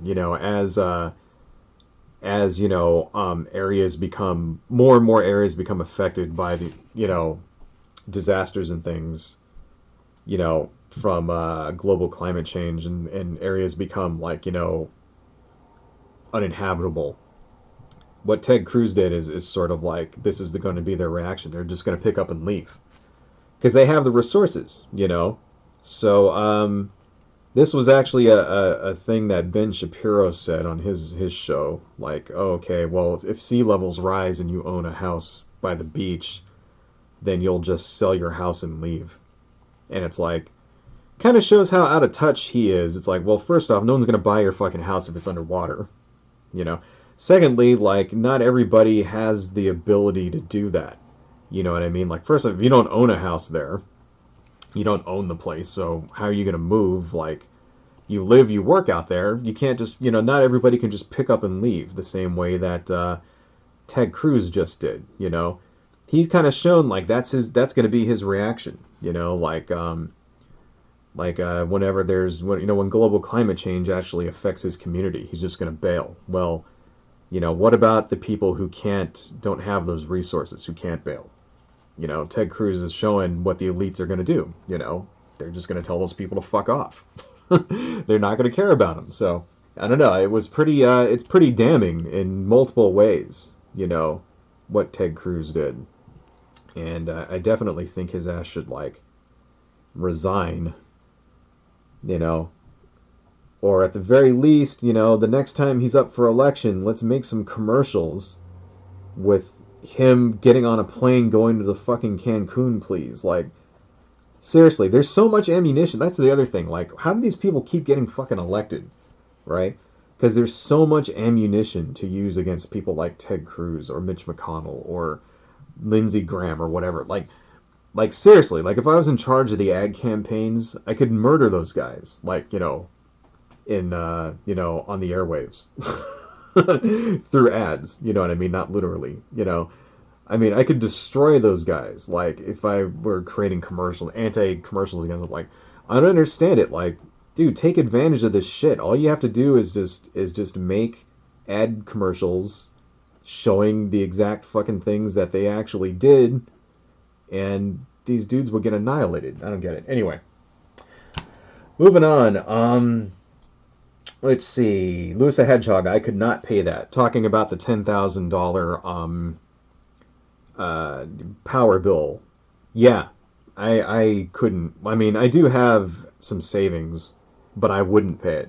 I would refuse to pay it because that's absolutely fucking ridiculous. You know what I mean? That's there should be laws against that.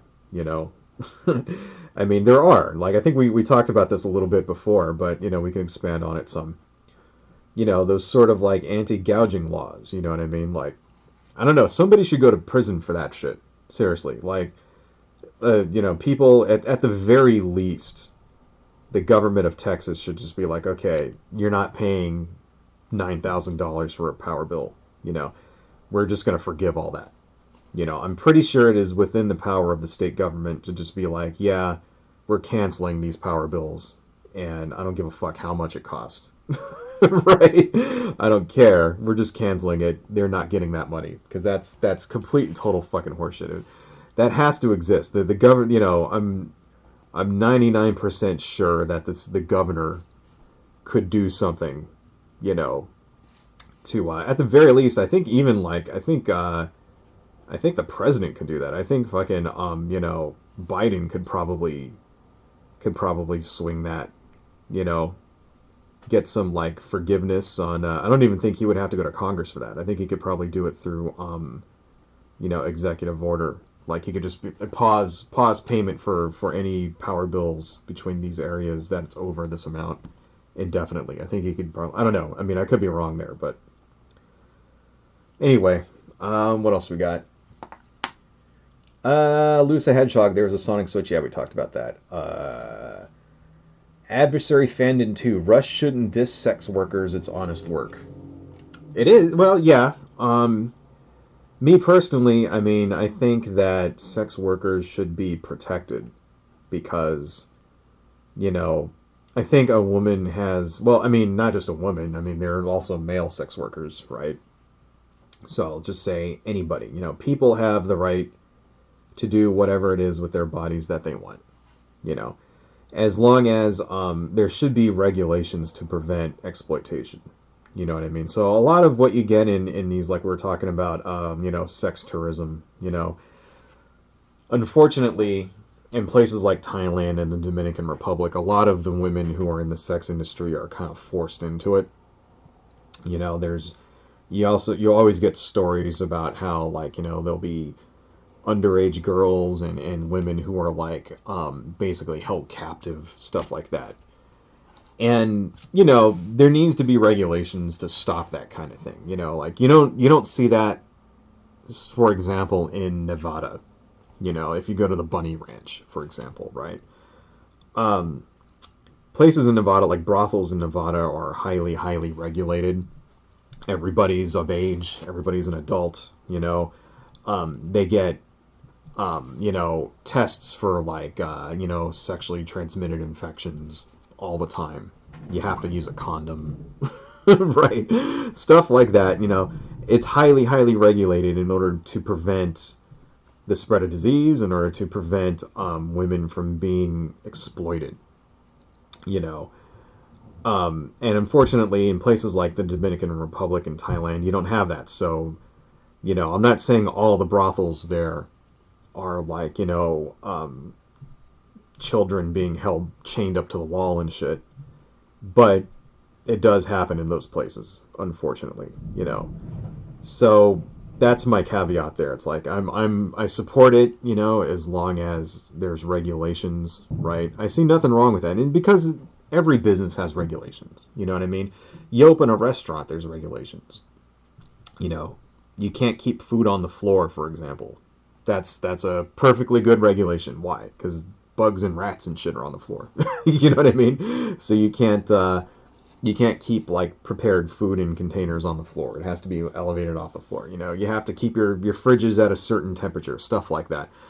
Same kind of regulations when it comes to sex work. You know, it should be you know, condoms should be required. You know, there should be regular tests. You know, the women before they get hired should have to have background checks.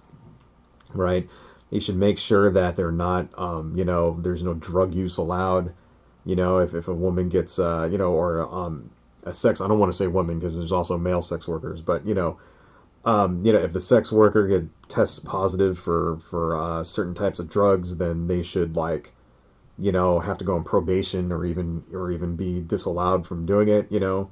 Because why? Because that's one of the methods by which, you know, like fucking pimps and shit exploit sex workers, you know, get them addicted to drugs, and so that they have to put out in order to like get the money to get their next fix, you know.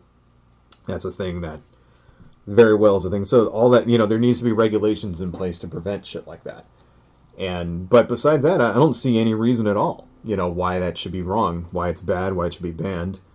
And I even think that, a sex worker shouldn't even have to be part of a brothel. I think as long as they should be able to do it independently themselves, and like, have clients that come in and see them privately, shit like that. I think that should be allowed too, as long as they can prove all of these things, as long as they submit the right paperwork, and they can prove that they're not being exploited and they're not addicted to drugs, and they're using safe sex and stuff like that. I see absolutely no reason why you shouldn't be allowed to just be like, I'm in business, out of my home, no fucking wrong, or even if you have to go rent a place or whatever, I could see that too. I could see how people wouldn't want to have, like, Johns and stuff showing up at their, like, at their apartment complexes or whatever. But, okay, so you have to go rent a place, or that's fine with me too. You know what I mean? Like, I don't know. It can be done intelligently, is what I'm saying. So, nothing wrong with, there's nothing wrong with sex workers in and of themselves. I do find it very hypocritical, though, that somebody who makes a career, out of denigrating women and sex workers, often liked to go fly to another country in order to engage in sex tourism. I just find that just a little hypocritical. So, let's see. Lewis the Hedgehog. I don't like to say fake news, but if you care more about money and ratings, then honestly, what is this if not that? Yeah. He definitely did care, it seemed to me, to be more about money and ratings. So, and a lot of the things that Rush Limbaugh would spread would end up being fake. Of course, Rush Limbaugh was not a journalist, so I'm not really sure how much that moniker applies when, because it's sort of different, like fake news. There are actual websites, for example, out there that spread news which is just made up bullshit, and a lot of them don't last very long, and this is different than parody sites like things like The Onion. The Onion, of course, is a parody site. That's not fake news. It was never intended to be taken seriously, right? But you do get a lot of websites, things like Natural News, for example, is one of them, or Daily Caller is another one. Well, they will spread shit that just has no basis in fucking reality, and a lot of it will just be opinion that's disguised as news, and a lot of it will just straight be lies, straight up lies that have no basis in fucking reality. Face masks cause cancer. That's one that I just saw like yesterday, right? That's fake news. That was spread by and a lot of it will be stuff like, okay, they'll get a study that, and they'll misinterpret the results of the scientific study, and that's what this face masks cause cancer thing was. It was a misinterpretation of a scientific study that said, there was a rise in certain types of cancer if you have a moist environment. And it had nothing to do with face masks or whatever like that. It was more of like people who live in swamps and like have high humidity. That kind of thing. Had nothing to do with face masks, but the fake news part comes in where they take stories like that and reports and scientific studies like this, and they exploit it for political gain, and that's where the fake news part comes in. So you could say, yeah, I mean, Limbaugh definitely did spread things that were not true, but he wasn't specifically creating fake news, He was for sure, though, spreading his opinions on things that were not necessarily true. So, a lot. So yeah, lots of lies being spread as, but he always, that's the thing about it, is that people like Limbaugh and Hannity and Ben Shapiro and all that, they always have that out, and that out being that it's just opinions, it's just opinions. This is just my opinion show. I'm not claiming any of this shit's true. I'm not a journalist, and if you believe it, that's your own problem, That's the same kind of thing Alex Jones tried to say, like when he got sued over Sandy Hook and all that. He just said, this is just a character that I play, and, and it's all done for entertainment purposes and all that shit. And it didn't really work that well because Alex Jones actually claims this shit is true. The shit that he says is true and not his opinion. And that's the weaselly out these people have, which unfortunately that's how the law is written. So you could still, of course, sue a pundit for like something like slander or whatever. But I don't think you would win. Like if you tried to sue a pundit, like to say that they spread this conspiracy theory and that caused me to do something like, say, break into the Capitol building, like I don't think you would win. if you tried to, like, because ultimately they're not responsible what people do with their information. And that's the real shitty thing about it, Yeah, Rush Limbaugh never shot anybody. Yeah, he never ran anybody over at a protest, or he never did these things himself. But the people who listened to him did. You know what I mean? And we wouldn't be able to directly hold him responsible for any of the people who actually his lies or rhetoric or the hate that he spread. Like we couldn't really draw a line directly to him and say he's responsible. For example, Heather Heyer. Heather Heyer, the woman that got ran over at the Unite the Right rally in 2017, right? We couldn't say Rush Limbaugh was responsible, or Ben Shapiro was responsible, or Sean Hannity was responsible for her getting run over, because they weren't in the car that ran her over, right? But who wants to bet that the guy who actually committed that crime, what type of media did that guy listen to? Right? So it's like, yeah, they're indirectly responsible. They're the ones that, they're the ones that radicalized these people. They created the environment by which these people get hurt, and that's what makes them more insidious, in my opinion, than the people that actually like commit the crimes.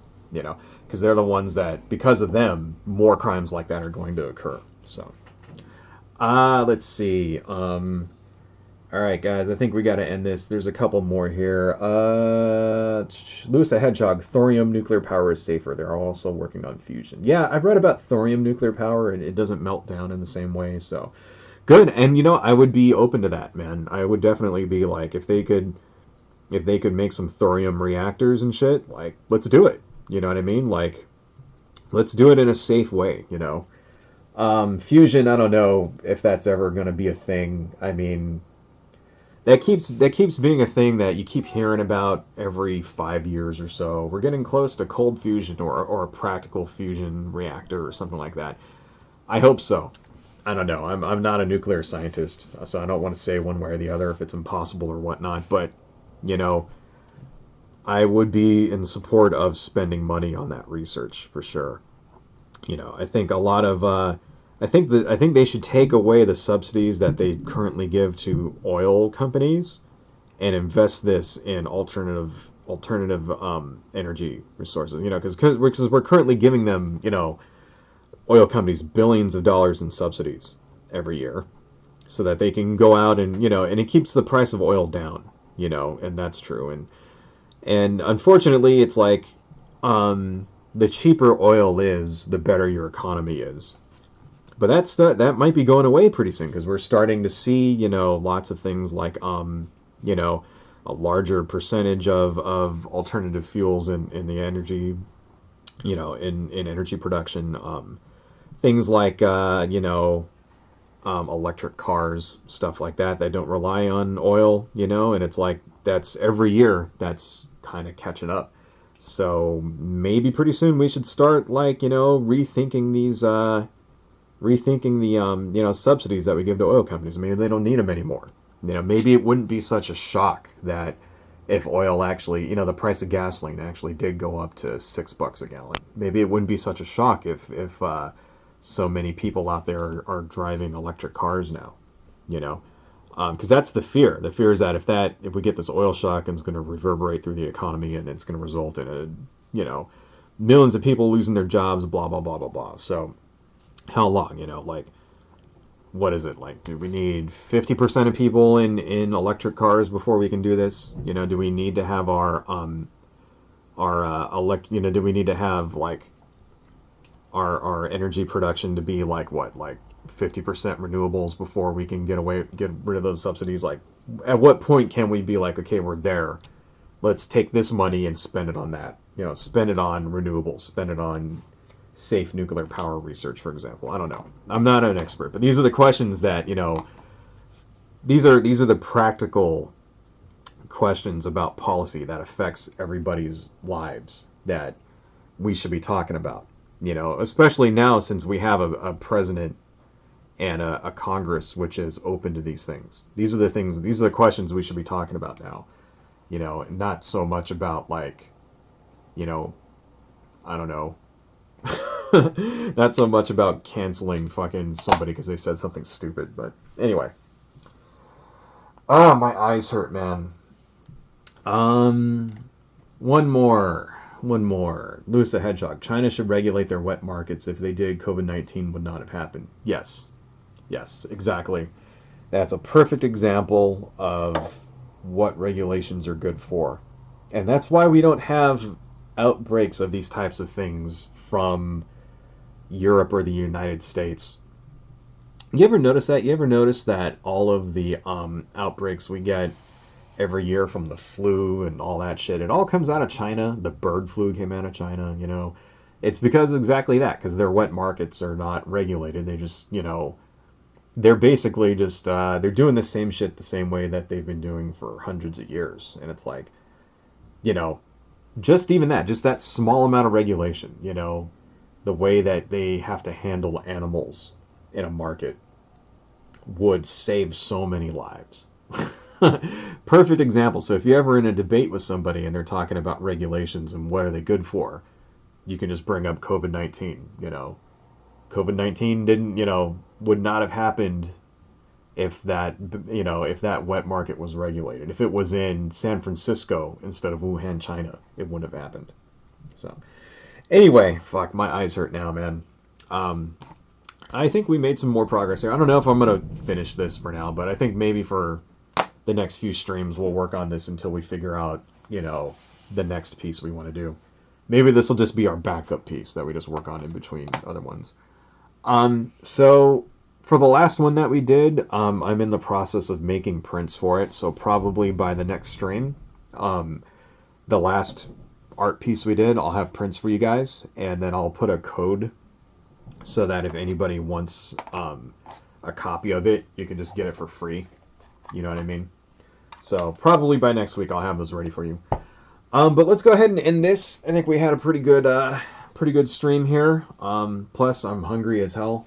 It's like lunchtime, so I gotta go eat lunch. But before I leave, let me just do my ending speech where I go over all my social media, because I have other stuff that I, do that I think you guys would enjoy. Let's see. So first off, as always, if you like me and you want to support the channel, please consider buying something from my SD shop. This is my SD shop here. And I'm going to have more stuff on here. I have sculptures and stuff that I'm going to put on here too. Of various things. And so for example, this is a sculpture that I made. Little sort of disgusting creature thing with eyes and mouths and teeth and everything like that. And little ones, I make little sort of 3D. These are made out of paper and latex and, and various things. So I'm going to put stuff like this up there too, so that, if you want to own a piece of my artwork and you want to support the channel, please consider buying something. This is at, SD.com. In fact, I will put this in the chat in case you want to check it out. I also have a webcomic here. Well, this is actually my DeviantArt, so if you want to see more of my artwork, I've been making I make comics and stuff and the same sort of shit. So yeah, please check me out on DeviantArt. I also have a webcomic, which is hawanja.com, with ninjas and stuff in it. You know, haven't really updated this recently, but I have another page that'll probably go up within the next week. So, you know, it's coming along here. It's got kung fu and all that other crap, blah, blah, blah. And then this is my other YouTube channel where I talk about toys and video games.